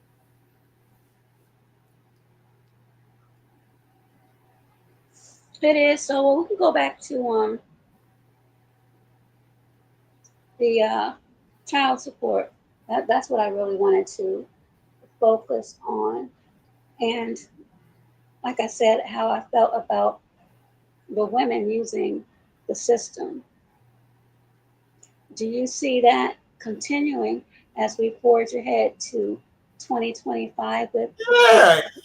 As a matter of fact, I just mentioned it. I just mentioned it a couple minutes ago. Now as it continue, it's probably gonna get worse because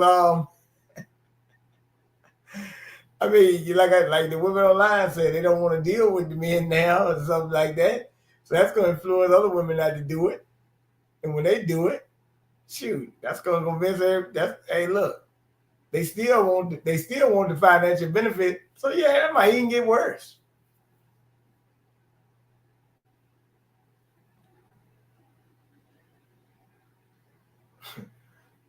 They're gonna be real vindictive. Look at the young lady for FEMA today. That they brought out. Her name was Monty Washington. I don't know if she had any children or not, but she was the director of FEMA. What happened? Look at the young lady from FEMA. Her name was Monty Washington, something like that. She was exposed for doing Hurricane Helene, the FEMA assistance. Oh gosh, are you serious? Yeah, she said basically if the people had Trump sign in their yards, don't give them help. Basically. And you know what? That's funny that you say that because do you remember the gubernatorial candidate Mark Robinson from North Carolina? Yes. I did a couple of stories on him. They said that he was another one who didn't sign or didn't get involved with passing of aid or something when it came to Helene, and it hit North Carolina, if I'm not mistaken. It did? Tell me if you all see this.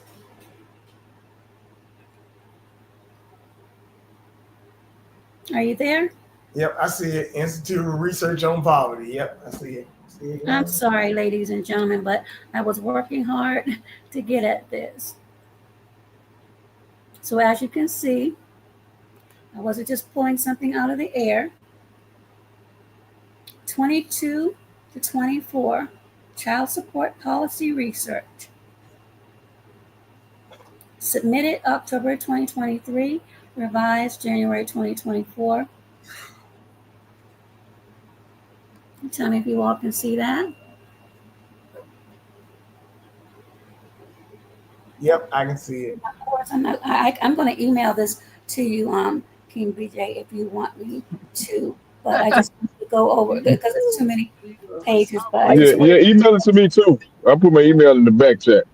Oh, okay. Or send it to King BJ, and maybe we can do a part 2 on this. But just look at this. This is what I wanted to go to. See, I'm the type of person who I really like to have things to reference. And here you go. Child support outcomes among custodial parent families in 2017. Look at the percentages and tell me if you feel as though, well, tell me how you feel about that. And let me just get to the text. And I'll leave that up on the screen. And your thoughts on that? We're gonna look at this a little bit more. Do you need me to increase the No, I see it. You see pretty good? Okay. I'll do that.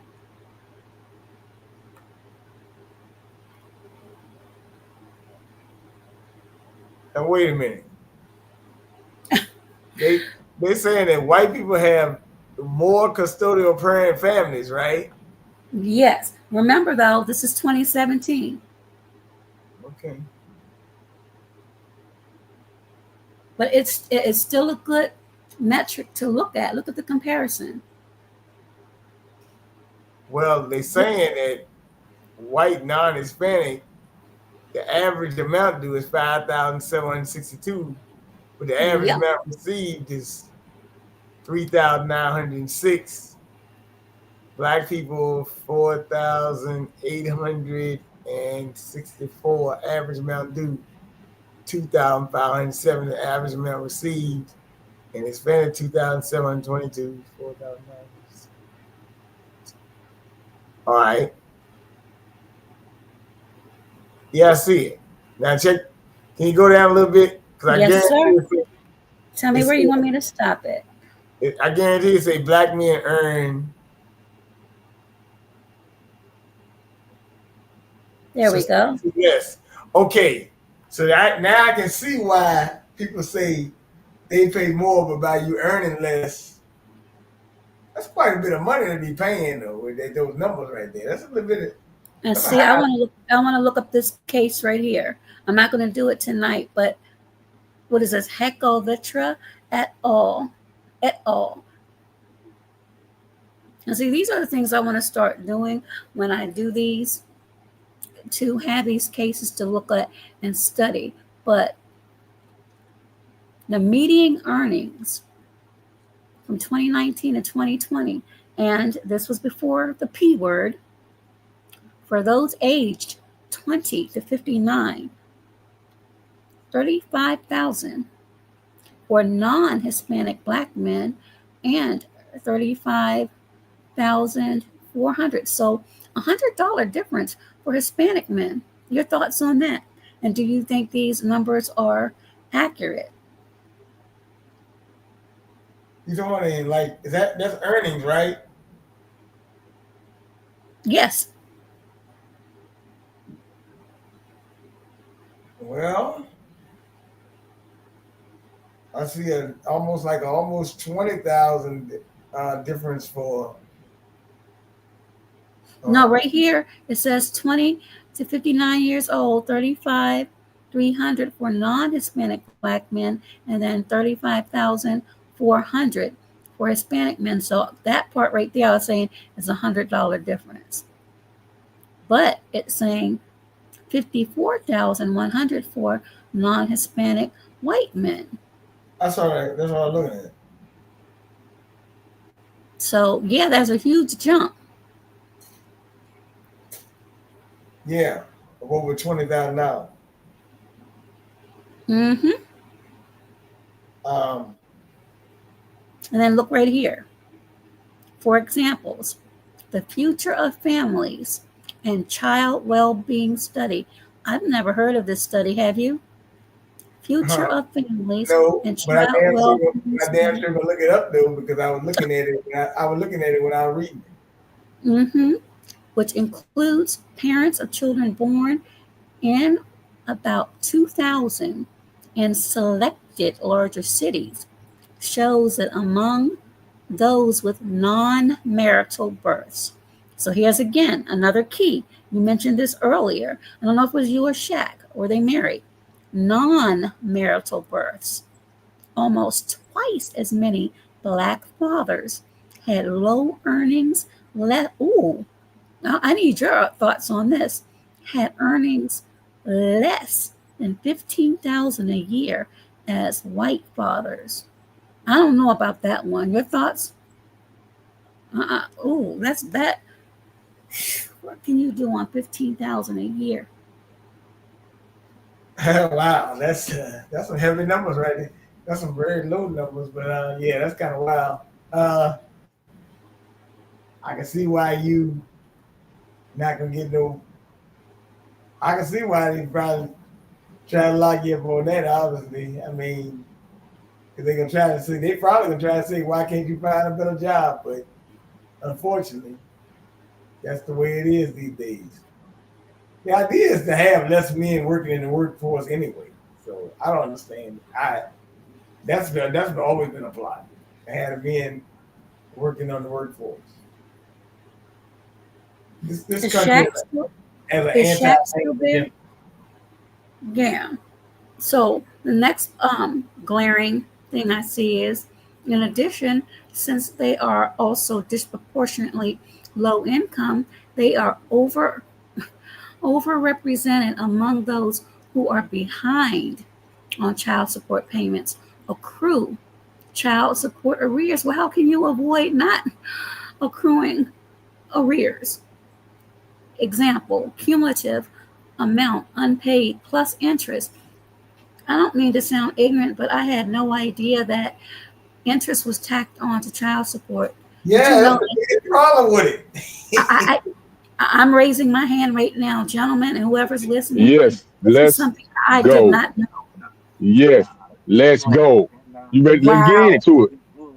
Let's get into All right, it. Chaq. Now let me break this. Let me break this down. See, people didn't know. I didn't Matter of know. fact, child support is not. That's why I said. That's why I said it's not in the best interest of the child. It is considered a loan, and it really is optional. Now, some states try. Obviously, whichever parent custodian, most likely it's always going to be the mother, most likely, right? Ain't you signing up for this particular program, this agency, because it's an agency. It's not even a law. It's an agency, bro. And it's really deemed as a loan. The reason why they charge the father or whatever custodian, whoever's the non-custodian, whoever's, they charge the non-custodian. And yes, like you just said, it's taxed. Why is it taxed? If it's for the child, why is this taxed? The words. We'll be talking about the words. Let me give you an example. Say I was in a relationship with a young lady. We either was married, one married. We was not. Say we're not married, and we end up having a child. We've been together 4 years. The child is a year old. Some reason we decide to not, split or whatever. And just laugh. Hold on, my son. Hold on. I'm talking, man. I'm on the internet, brother. Now look. Say we in a relationship 4 years. In the end of that 4 years, we having a child. Somehow the relationship ended, and the baby is born. And we're not living up on the same address, right? Now 2 years have passed past this. Now the child is 2 years old, right? Let's say the child is 4 years old, right? Now let's say I've been giving the mother money, doing my duty, whatever due diligence. She can now go to the courts and file for child support at any time, whether I'm paying her money or not, right? In certain states, they can go back as much as 4 years. I think the maximum is 4 years prior to the initial filing of the file date. So say she filed on November the 9th, 2024, right? They can, in Texas, they can go back 4 years, they can, once they come up with whatever the child support order is, whatever the amount you're supposed to pay, they can now go back and prorate from the date of filing 4 years prior. Now, mind you, she didn't file 4 years ago. She filed today. They can offer her and say, this is the amount. Once they come up with the amount, do you want rearage? They can tack on, like you just said, rearage to the initial filing, which is started today. The filing went through today. One filed 4 years ago. Now, some states, I think they go back 2 years, can go back 2 years in arrears. Texas can go back as much, they let them go back as much as 4 years. And also with that, in that same situation scenario, guess what? Even if even if the father was giving her money, right? The courts can now deem that was just a gift, and that there is a problem. If I'm paying money and funds to the mother, and she go file for child support, that's why they tell you got to make sure you keep your receipts, your bank statements, and all this stuff. You know what I'm saying, and keep your stuff in order because they can now say that was a gift. And like I said, it goes on your credit report. Yes. And there's a lot of restrictions, as we know, with this credit stuff. So there you go.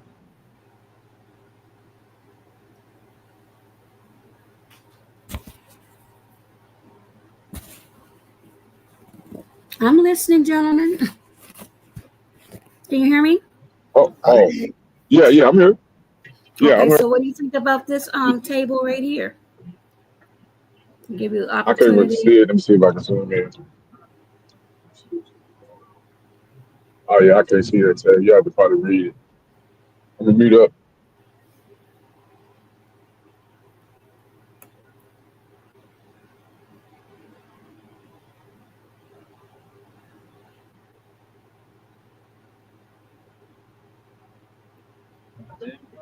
I'm gonna mention something else too with this process too. If you let me, if you okay, let me give you another example. Prime example. Say you get the father or whoever's non-custodian is getting paid twice a month, every 2 weeks, the first 15, whatever, however, every 2 weeks, right? It depends on what state it is and how that process is. So it can take anywhere from 7 days, 7 to let me see, I think 7 to 20. Let me see, 7, 14, 7 to 21 days for that now custodial parent to receive that child support payment. Now, mind you, I get paid. I'm just for example, say I got paid every 15th for the month, or I got paid, the first and 15th for it. So she might not get the payment on the first. It came out. It already got deducted out of my paycheck or whatever you get, Social Security, whatever. It already got deducted out. She might not receive that for 21 days, right? Depends on that in between that process from it being transferred from said, entity, said account to the state. The state gotta do what they do on their end, you know what I'm saying? Clerical on their end. Then it has to be delegated to the custodial mother. So that can take anywhere from 7 to 21 days. So you're saying that you can be penalized for that check? Mm-hmm. Who get penalized for that? I'm saying, so if they don't receive it when it's due, even though you did what you were supposed to do, you can be penalized for that? No, I'm saying the mothers would penalize the father like he's not paying, but it's already come out of his check. It's a process once you go through the state. They got to process it. Once it's all set up, but they got to process. I'm just saying the process can take anywhere from 7 to 21 days from the actual pay date. So even though they might say, they might say she might get paid on 26th or some of the month. It depends on how that state clerical stuff go through. She might not get paid 7 to 21 days after that date. But the mother would look at the father like he's not paying and try to call him. No, you can't call me. You went through the court. The courts, you got to call them. You know what I mean? Because now it's in their art. That's in their hands. Everything is being judiciated through them now. They already taking it on my paycheck that's associated to my HR and they bank, whoever bank they got. See what I'm saying?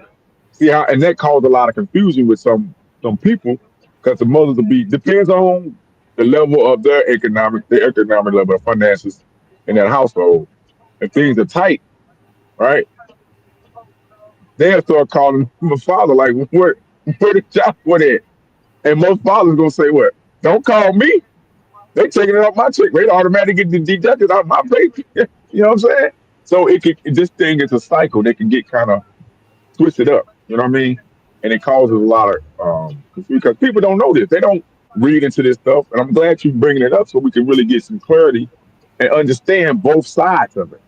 You know what I mean? Yeah, and this Both will sides of it. definitely go into a part 2 whenever you and King are available. Because again, when I read that and it said tax, I'm like, wait a minute, and I'm serious. I had no idea.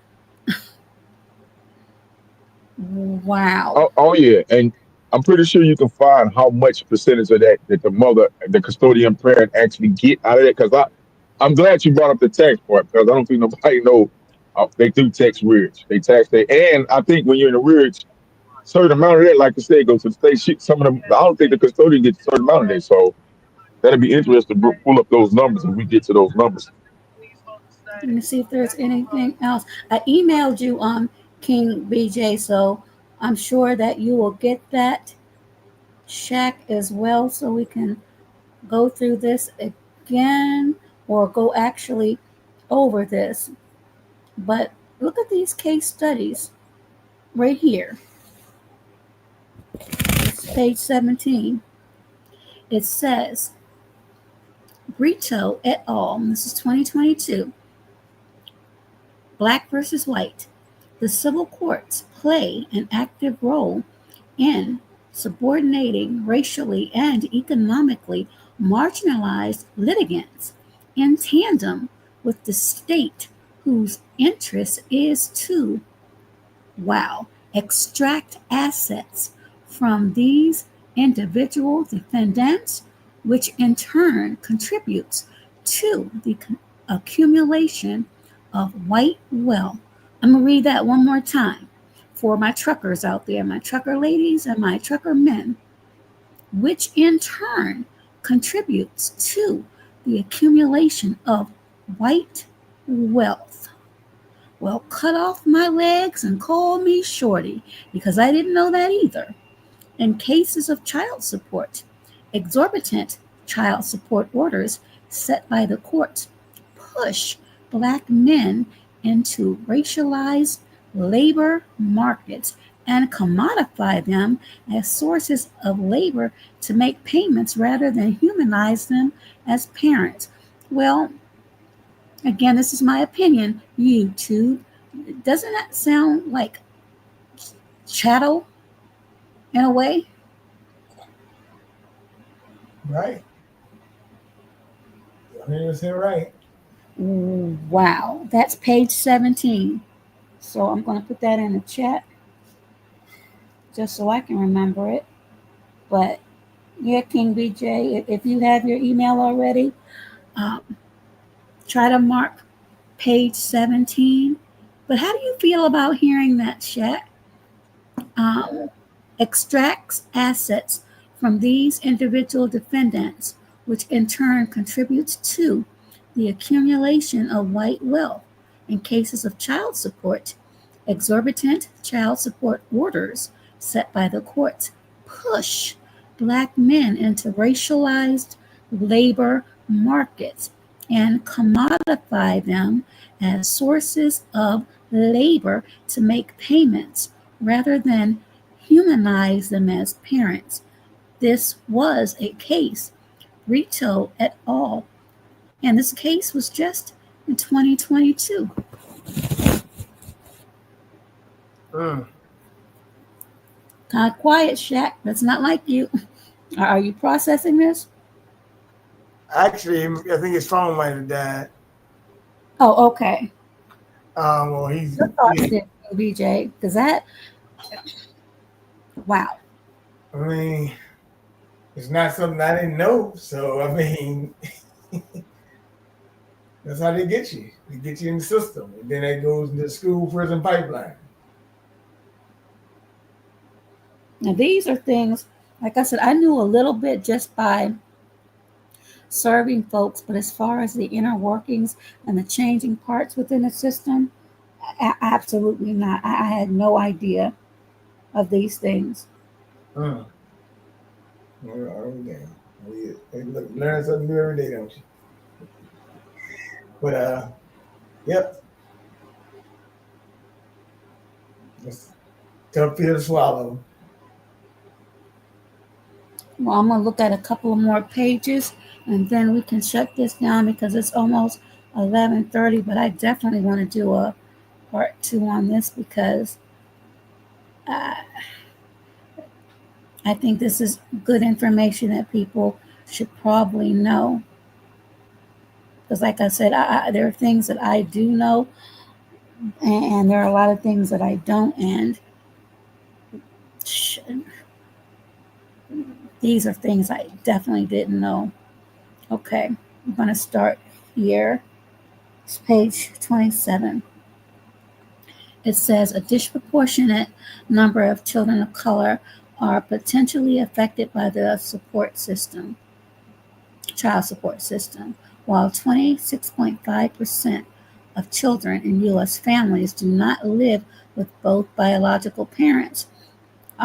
Is that really significant in your thoughts, King BJ and Shaq? And I'll come back to that. The corresponding percentage for Black children is 48.8%, and for Hispanic children, 28.7%. The over-representation, however, does not mean there are disparities in treatment. To explore whether there are disparities, some researchers have looked into the historical background of the child support system. So, the statement that I wanted you all to give your thoughts on is the 26.5% of children in U.S. families that do not live with both biological parents. Do you really think that's significant or not? I think it's significant. You do? Okay.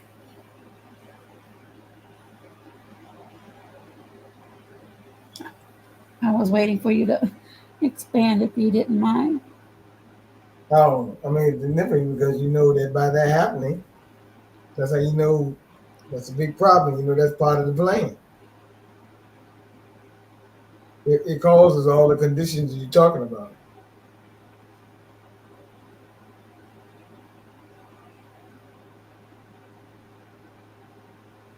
Okay, and if Shaq is still there, his thoughts, and then we can wrap it up. This is this like I said is 48 pages and definitely worth going through. And at page 41 through the end, it's just a lot of references. But yes, it says finally, our study provides implications for child support policy. Racial and ethnic minority NCPs, disproportionate representation, and disparate patterns in negative child support outcomes suggests that seemingly objective and race neutral, and those are in quotes, child support policy is a historical, decontextualized, and colorblind. Disparity can occur not only when treating people differently, but also when treating people equally while ignoring that they are in different circumstances. So I'm going to stop sharing the screen there. And if you have final thoughts, gentlemen. Well, I'm just gonna say it's a very interesting topic. People need to know about it, and people need to realize, hey, look, these are topics that better be talked about because this is determining the future of people are lacked. Absolutely. Determined on these things. And if you don't have if you don't know this determine your future, you better pay attention. I don't know if Shaq is there or not to give his final thoughts on wow, I definitely need to go through these because I have some questions and yeah, we need to have another deep discussion and maybe if you know some gentlemen that are on child support or have these conversations, we can invite them and have a good round table. You Go find ahead, Shaq, sir. I'm here. about half a day on a city sometime with that. That won't be hard. Your last thoughts, Shaq, before I close this down? Check it there. He might be in a bad spot, so I'll give him a few moments. But did you know a lot of these things, King BJ? I knew it because I know people that's on it. And I knew that when I was working in the corrections a while back, that these things, because you had brothers that went to prison for these things, usually local jails, but sometimes they did go to prison. Some of them did. Wow. But what's crazy, they usually go to prison for something else, but that wasn't probably used in their sentence as well.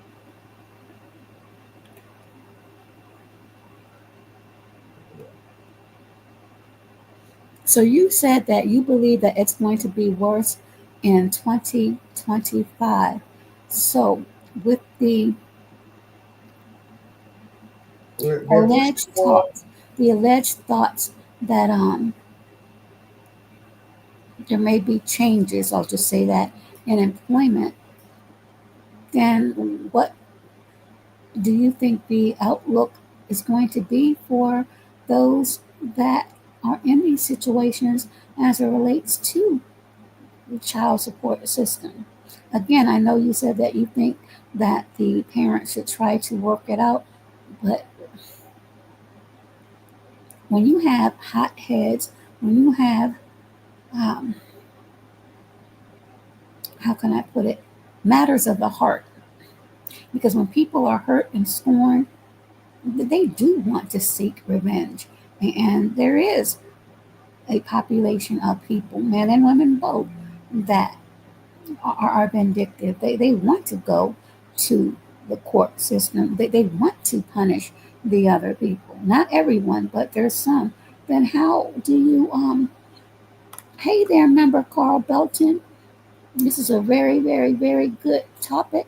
As a matter of fact, you and I talked about that. So shout out to Carl Belton, who started to talk about the child support system, and he also suggested tradesmen. I don't know how many of you out there, BJ and Shaq, that are into trades and the importance of that, but I would like to put something together on plumbers and HVAC and those type of positions that we need. And we need to know what needs to be done if something goes wrong. And I don't think the tradesmen get the love that they should. that was I think Shaq is still underwater somewhere. So, again, that's 48 pages, 41 through 48. You'll never find. Okay, Shaq is back. All right, Shaq. Yeah. Like I said, trying to reform a man, he's got to start with the people first. You know what I mean? Because the so-called government structure system is not necessarily in the best interest of the people and the families. But you know what I mean? A lot of it is profit based, and if you get individuals in there that don't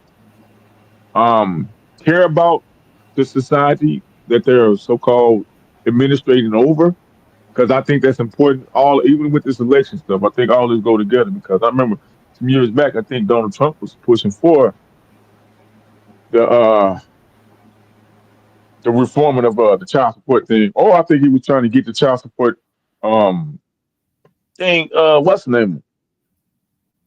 but because it don't suit. Hold on. Because it don't suit the American family, bro. I thought we were supposed to be American first. It don't suit the American family because once again, the child support agency, because that's what it is. It's not even part of the government. It's an agency, and it's like its own sector, its own division. You know what I mean? And like, as you can say, as you see that it taxes. It got taxes attached to it. So that's commerce. You know what I mean? That's profit gains. So it's in their best interest to promote that. And they did a great job with the propaganda promoting, a lot of government assistance and welfare. And some of our people have fell victim to only using that as a source of so-called income. Because technically, even if you check the tax codes are, I had to get the right tax code for the codes, but technically, that stuff is the child support is not considered. It's not even supposed to be considered income. You know what I mean? But how can they tax that? How can they tax child support? You know what I'm saying? Because it's deemed as a law. I mean, as a loan. It's up on, I think, a loan, a debt or something, if I'm not mistaken. Hold on, wait a minute, Shaq. Let me make sure you I got that.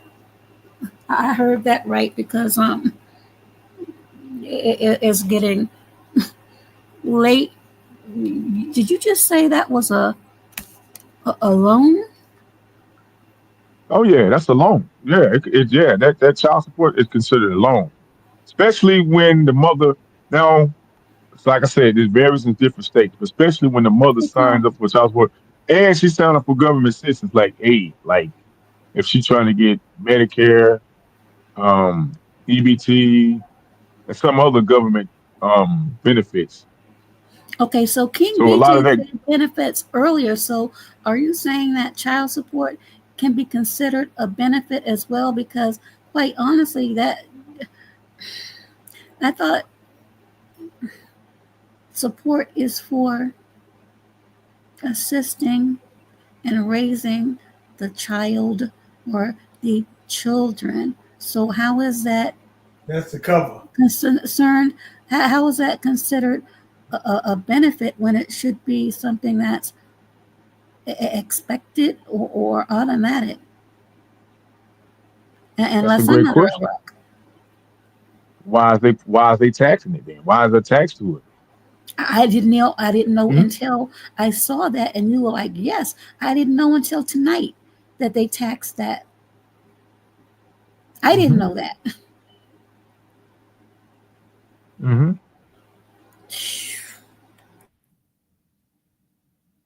See what I'm saying? And it depends on different states, and it depends on the severity of the situation. Like I said, if the mother went down the file, if the father went down the file, and like you said, it depends on who's the custodial and who's the non-custodial. Depends on if they're both joint custody. Even that, they even word there now that I start researching stuff up, that custodial word don't even sit right with me because technically the custodian, then I mean the state own that situation. They can, they can come in if when you on those papers, when you honor their paperwork, because that's exactly Absolutely. what you are on it. They can Yeah. come in and audit at any time. They can audit the custodial mother or the audit that just that case in general. Whoever that case manager is, they could put an audit in and audit it. You know what I'm saying? At any time. All right. Final twist before we close this out. And Mm-hmm. as I said, I always keep one in the chamber virtually. Mm. Shaq, since you're up, this one's going to you first.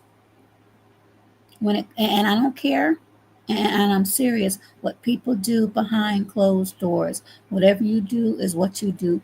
I definitely can't judge because when I was younger, I was in the world. I'll just put it that way. But Mm. In them today, streets. She was in them streets. No, like, these are my confessions. Let it burn. No, I shouldn't have said that one. No, scratch that. I'm gonna have to edit that out. oh no. Usher. No Usher. No Usher.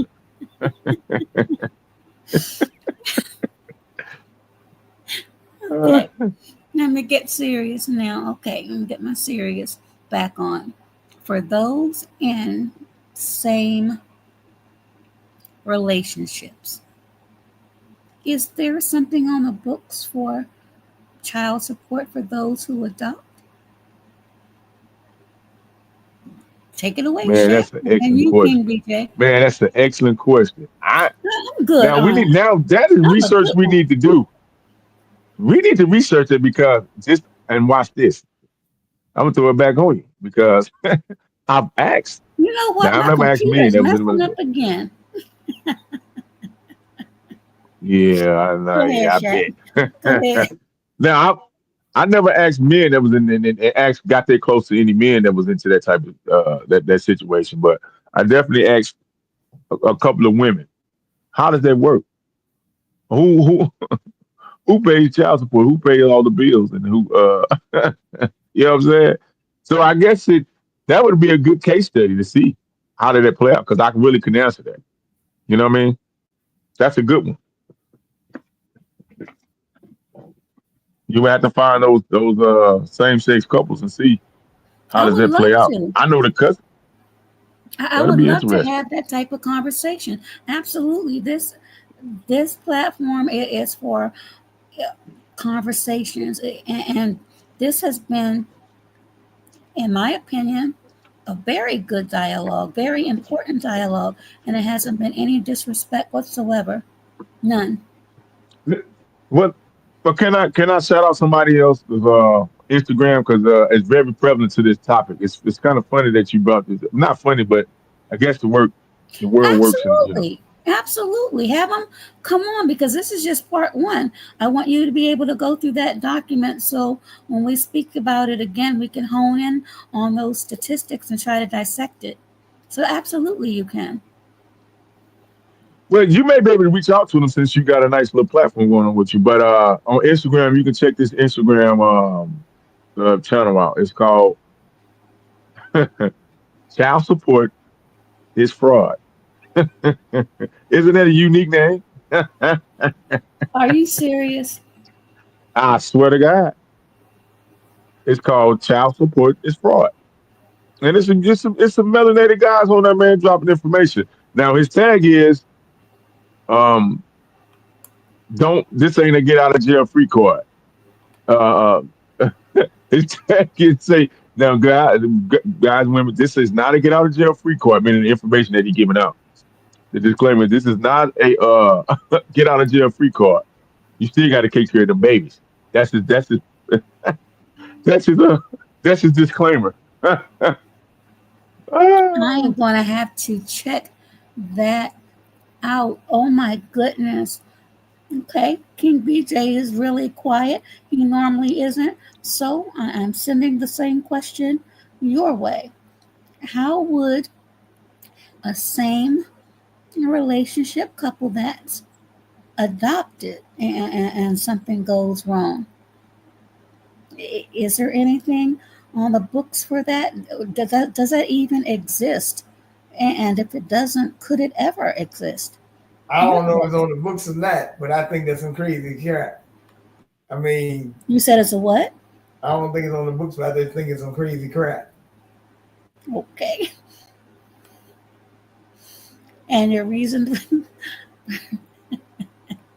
for saying that is? I mean, like I said, it just don't make a lot of sense to me.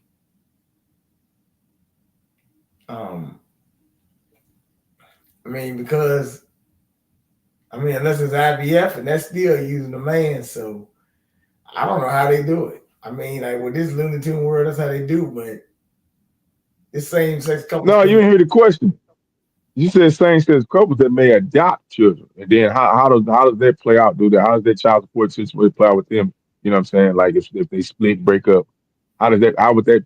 I wouldn't know how that play out. I can just assume. You know what I'm saying? Because I'm gonna tell you, and this personal experience maybe not be all, but a lot of them same sex relationships, whether it's female, female, male, male, it's very domestic, brother Well, and well, sisters.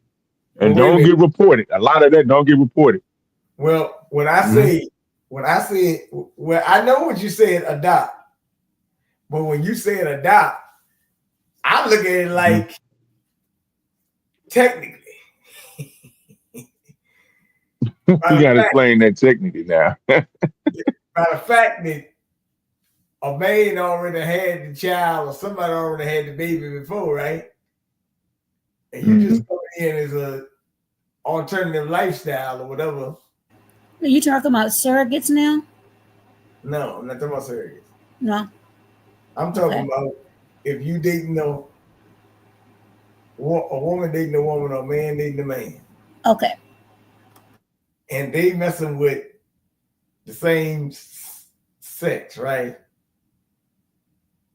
That's basically a form of adoption to me because you didn't have the baby yourself. So I don't know. I mean, child support, I never even thought about that in the equation. But I would have to really, really look at that because I don't agree with that at all. Like, that's well, weird. I asked that because of all of the rights that in legislation that's been put out. Need to be reversed. They same sex. They didn't want to procreate no way, so I don't get it. Yeah, pretty much. Yeah, what it is. Okay. All right. Well, this has been excellent dialogue. I want to close this out by saying thank you to everyone that has come by, all of the members, all of the subscribers, all of you in the bushes, my intelligent panel members, King BJ and Chaq, who always, they seem like they are on top of everything. I don't know if any of you experienced any high tensions as a result of the end of Tuesday night, early Wednesday morning, but today I shared with someone, one of my members, that I was at the bank, and this is a true story. A woman of color, I'll just say that, was in front of me at the teller machine. And you know where the little chute is where you put your money or your ID or whatever type of transaction you're about to go forth with. There was some type of communication that wasn't really positive because I'm paying attention to what it is I was doing. Then I heard this yelling, and the woman who was in the car said to the teller through the little camera, "You are a bougie B, and that is why Kamala lost." Now, go. King BJ, I'm telling you, there's somebody that might be in the chat. He may have left. I was, matter of fact, I texted him when it happened because I was taping, and I was like, I didn't have my phone out long enough or fast enough to capture that. Man, I wish I could have, because that would have been, now that probably would have been a viral short right there.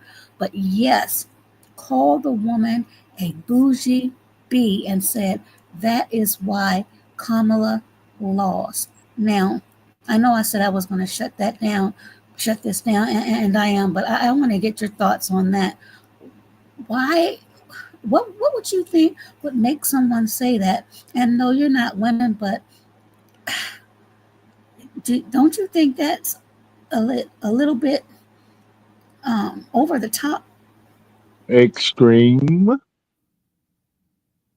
When I've been telling you about these extremists, Bernard, these people drive themselves into extreme. Yeah, unfortunately. And I'm in Maryland, Shaq. So, and I mentioned to the person I was texting, and if he's in the chat, he knows that I said this.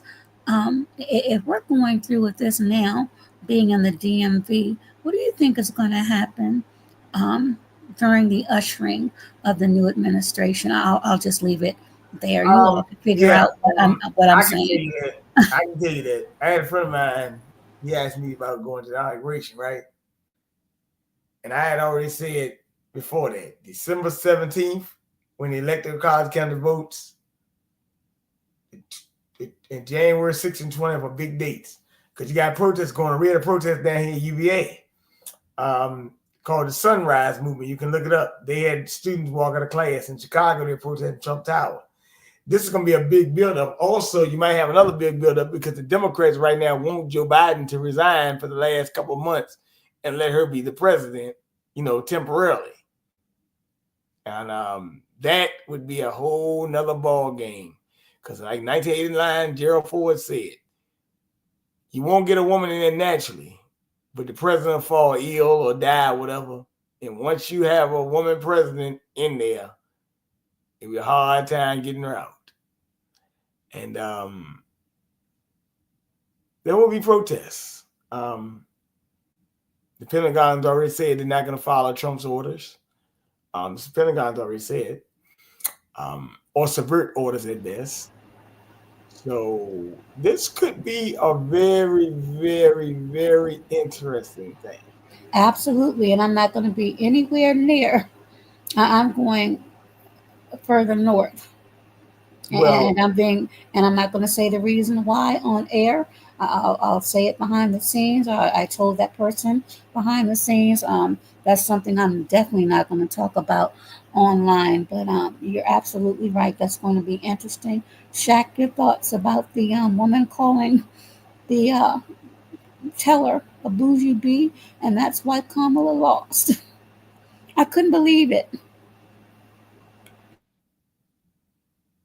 damn, that is funny as hell. Shaq may be gone now, but No. Kamala. Kamala. Now, Kamala. wait a minute. The one who said it was behind the glass, right? no, the one who said it was in the car. Oh, okay, got you. That's crazy. Yeah, that's bad. That's extremes, bro. That's these people. You know what I call it though.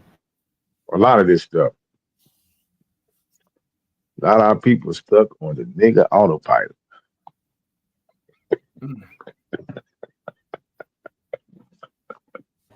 Shaq, you or something else. That's all I'm going to say.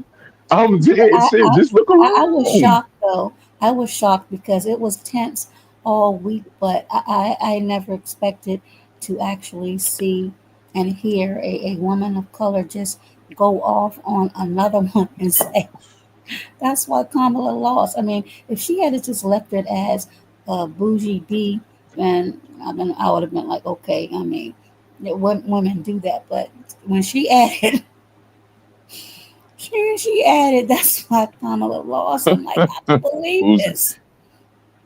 wow. Yes, Well, I had a close experience, and I told Bernard about it.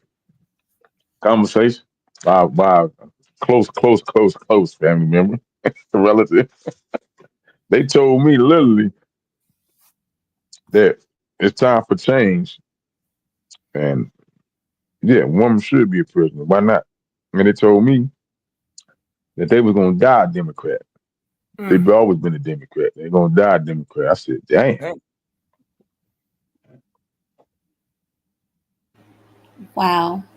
This this the closing of the year, and as I said, ushering in New Year is going to be interesting. Not just with the presidency, but I'll just say this: don't let what I'll suggest. Don't let what you see in front of your eyes right now distract you. And hopefully you can get the message behind that message. Use your lens, not your eyes, but use your lens. You know what? Let me add to that too. And pardon. Yeah. Yes. For the people, man, that's listening, may listen back. Don't be online gloating. Whether what decision go, whichever the decision play out. Don't get caught up in it. Don't get Absolutely. online gloating and antagonizing the situation, bro. Just just be cool, be easy right now. Just let things kind of slide the way they slide. Be easy and be very observant. You know what I'm talking about? Shaq, you're absolutely right because there are so many things going on. There are so many things I was supposed to do. It's so much that's coming left and right, and I like to be meticulous when I'm going through things. And I'm looking at this Rudy Giuliani mess that's going on. And BJ, I'm sorry, King BJ, you are familiar with Ruby Freeman and Shay Moss and the it's basically $150 million defamation suit that was filed against Rudy Giuliani because of his embellishment. I'll just say that against those two women in the 2020 election down in where else? Fulton County, Georgia. So he has yet to surrender his valuables. As a matter of fact, that Mercedes that was owned by Lauren Bacall, it's alleged he was driving that around on Tuesday to vote. So it's a lot of mess that's going on. I have that documentation. I haven't had an opportunity to go through because the order was set for him to give up those valuables back in 2023, almost a year now. He filed Chapter 11 bankruptcy. I have that document.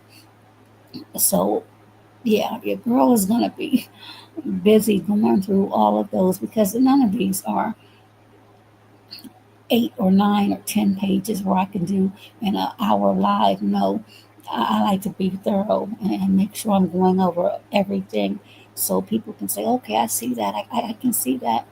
But yeah, so he's 80 years old and he was disbarred in New York and DC. And he thinks that he did no wrong. The big question is, though, because he was former Trump's attorney. Can Trump get him out of this mess or will Trump ease away from the situation? Well, let's say this. I saw the video of what he talked about. Yes. Okay. I mean, no, I'm talking about the video of what he's talking about with the women. The disparaging remarks? No. I'm not talking about the remarks. I'm talking about the actual footage of what he said they did. Oh. That happened in 2020. They said a water main break and they were the election supervisor, something like that. As a matter of fact, I'm going to say this. By what happened on Tuesday night, you can bet 99% sure that he won't wrong. You want to know how you know that? When they talk about all that stuff about the 2020 election, right? They just came out and told you the other day that Kamala Harris got 15 million less votes than Biden did. They said he got 81 million votes, right? What? They said Biden got 81 million votes in 2020, right? Well, she's in the same administration. She got 15 million less votes. So what happened? Oh, let's think. They couldn't use a crisis to do their flipping.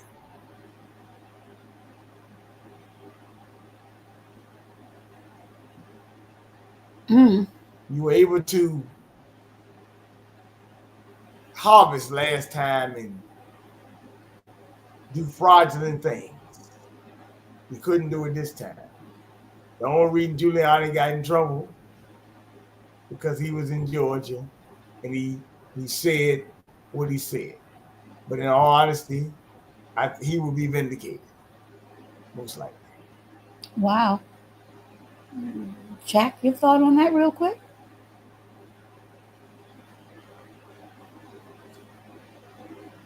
See if he picks up.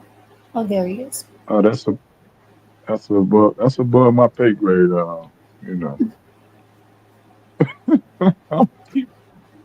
Yeah.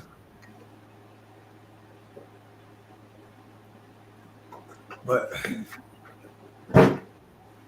we shall see what happens with that because Trump did say, and I heard him say during one of his rallies that one of the first people he was going to fire is Jack Smith. I'm sure you both have heard of him. Oh, And I Jackson think Jack probably stepped Smith, down before that. yes, so I think he's getting ready to backpedal a little bit. So it's gentlemen, it's just going to be, as King DJ said, very, very interesting because I'll just leave it at that. This has been a wonderful dialogue. This is part one, so I will get in contact with both of you to see when you're available after you've had the opportunity to go over that document that I emailed, and we can have another part two on thank you oracles on the child support system and what the study has shown is indeed a disparity there, and what can be done, if anything, to make changes. Because, as I said, allegedly this came or was introduced back in 1975. But you still haven't answered my question though. What was your question? I'm sorry. Why is Kanye West paying child support? You said, why did Kanye West get child support? Yeah, why is he paying? Why was he ordered to pay child support? $200,000 a month in child support. I That's didn't what know that he 2.5 was, million but a year, almost. I, I didn't know that he was, but I would assume, and I'm probably wrong on this, because of a lifestyle that was established, and maybe the courts decided that, well, this was established and must be upheld. I don't know, Shaq. But if the man is already been state and he got a family, they got businesses and bread and stuff that's and beneficiaries that's in these children they name. They said for life. So why he have to pay child support if they are already set for life financially? And how did they determine it? Because if his income go up or down, do he down got to go in for adjustment or do it stay the same? So Kim put him on child support? Wow. Would have to be she would have to have put him on child support No, no, I'm unless he just put saying. himself on. I had no idea she had done that. I wouldn't Yeah, they imagine that. filed for divorce. Yeah, they went through a divorce. Yeah. Now, was it for Mhm. the insurance, the health insurance part, or for keeping up the lifestyle? So that's the only thing I can think of. Could have been health insurance because they do attach health insurance to those child support orders too. Matter of fact, Yes, you know what I mean. yes, Now I'm gonna tell absolutely. you another caveat to that before we leave. Now it depends on what state. It depends on, like you said, what the father, what the non-custodian, parent makes.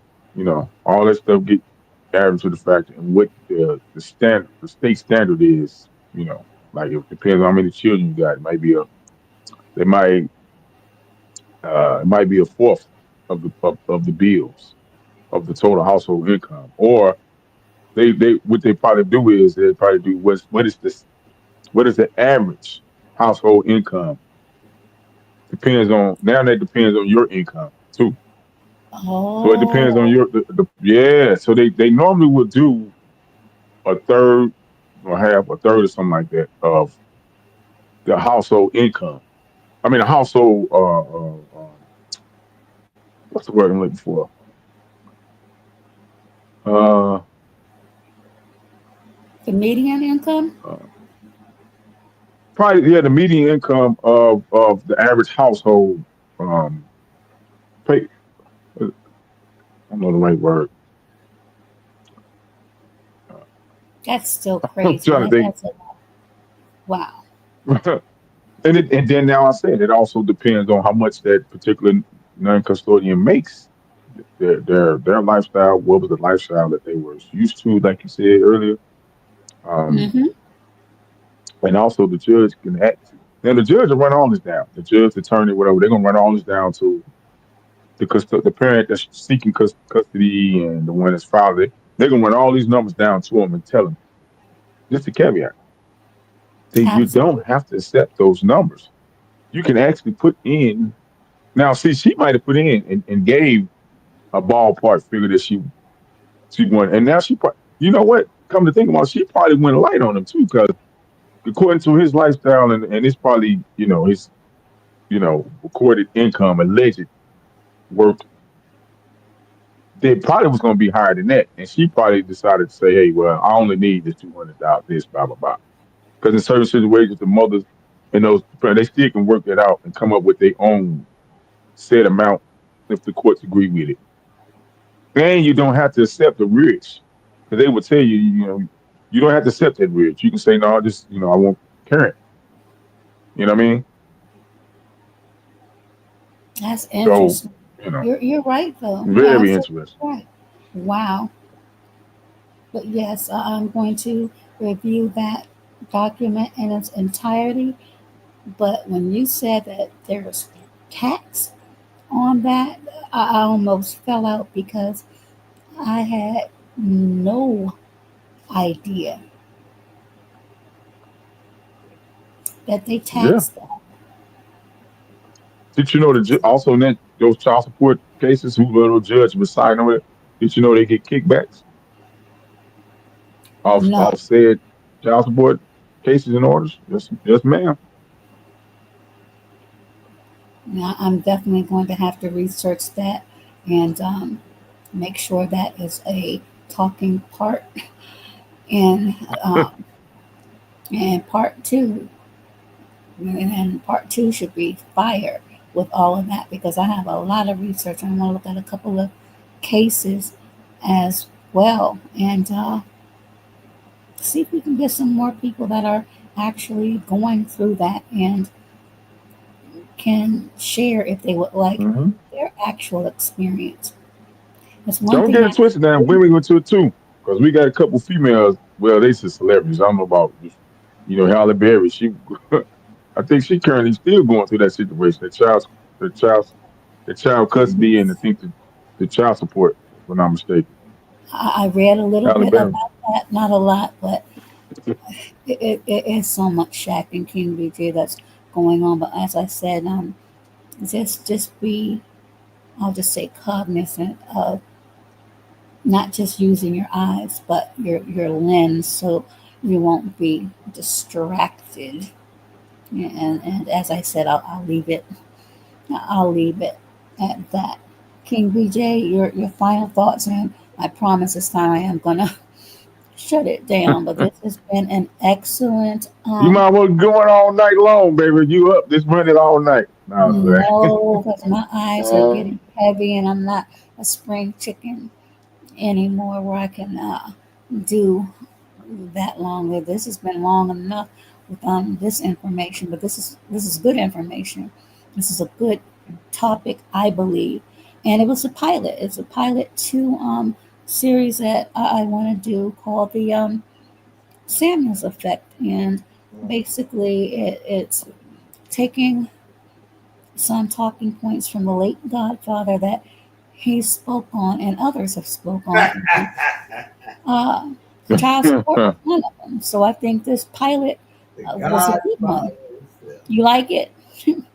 Well, when I saw the Samuels effect, it kind of intrigued me because I was like, yo, the Samuels effect, they must be talking about Kevin Samuels. Yeah, this is a beginning. So You I think this sneaky might be devil, something. you. Huh? You sneaky devil, you. I know, I I know know. women, I know women still to this day that say they glad this Kevin Samuels dead. But we have to have interesting dialogue. I mean, entertainment is good, but information that can help people and apprise them of I'm things that glad they you may listened not to have known about Kevin is Samuels. needed as well. I'm glad you listened to Kevin Samuels. Oh, well, thank you. No, shoot, no, I mean, a lot of women couldn't stand it. Well, like I said, I wasn't a huge fan, but some talking points, there are other people that have discussed them as well. And I think it's worth having these conversation so that we could have an understanding of what some people feel, how some people feel, and if there's any amicable solutions. If not, sometimes we may have to just get a thick skin and move forward. So I think this was a good pilot. I really do. A lot of good information and a document to reference. So no one can say, well, they're just pulling stuff out of there.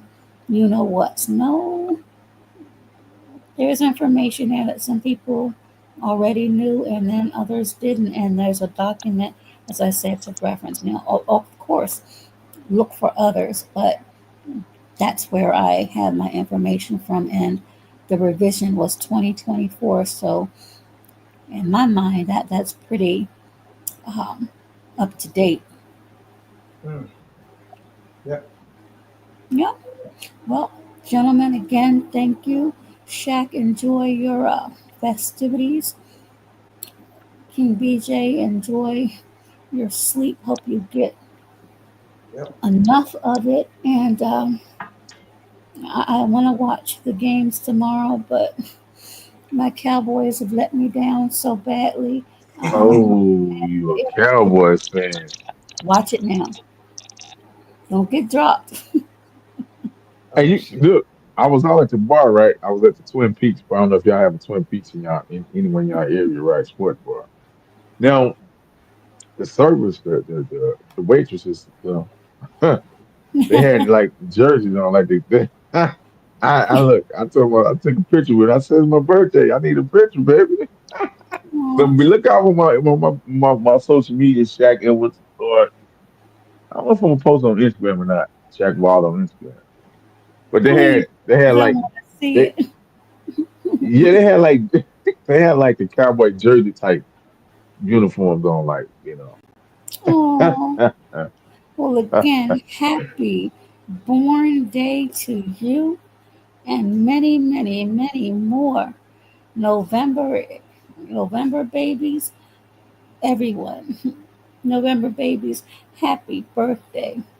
And mine will be now in, it's the 10th, 19 days and counting. Good Lord, Yours I'm be like, 19 days, November 19th. no, No, 29th. 29. Oh, November 29th. Oh, wow. You're a day before my mom's birthday. Okay. So you'll be a Sagittarius. 56 years old, Shaq. Yes, Sagittarius. Yep. Be proud of that. Because a lot Oh, of people, I don't know, we it's never know a how these conversations, how our women don't like to disclose their age. Bro, you made it to Oh, that. I'm That not should be, ashamed of it. I'm not you ashamed of know, it at all. It's a blessing, and people don't realize that. And that's another topic that I want to have in the future, where I've heard a lot of men say that women at a certain age they hit the wall, and some of them that say that, I look at them and I really want to go in and say, "Have you looked at yourself lately? Can you see your toes? Because I can see my toes, and I have some crow's feet, but I'm not all wrinkled up like some of these people a lot younger than myself." So that's a conversation I would like to have. And also, studies and statistics say that um, some women, not all, outlive men. So while they're up there talking about women hitting the wall, they better make sure they're not hitting that dirt. And I'll end prostate it. cancer, baby. Huh? I had a whole series on prostate cancer. I said I did a whole series on my Instagram on prostate cancer awareness, dog.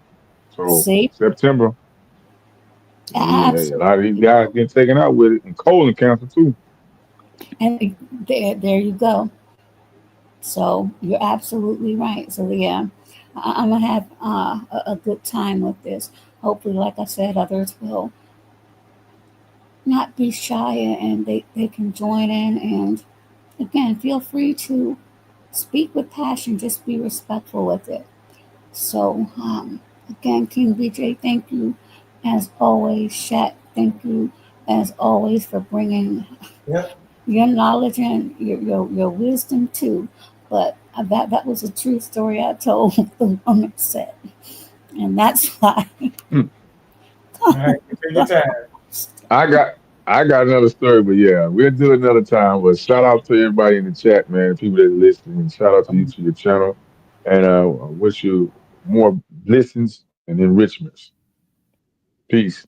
All right, take your time.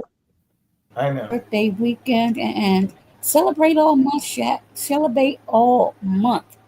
Right. I'm celebrating up until the next birthday. They don't stop. What, you do that? No, did it. All right, sir. Enjoy. And I will talk to you and see you virtually. Part 2.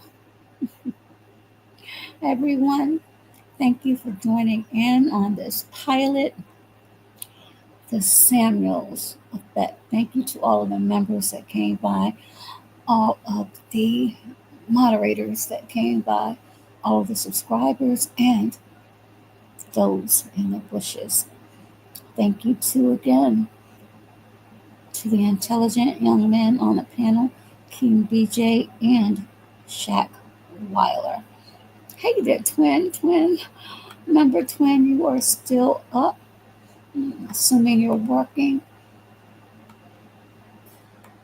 Make sure you get some rest when you get off. But thank you all so very much for tuning in. And until next time, everyone, please be safe, be well, and you know the rest. Be out there. Bye-bye for now.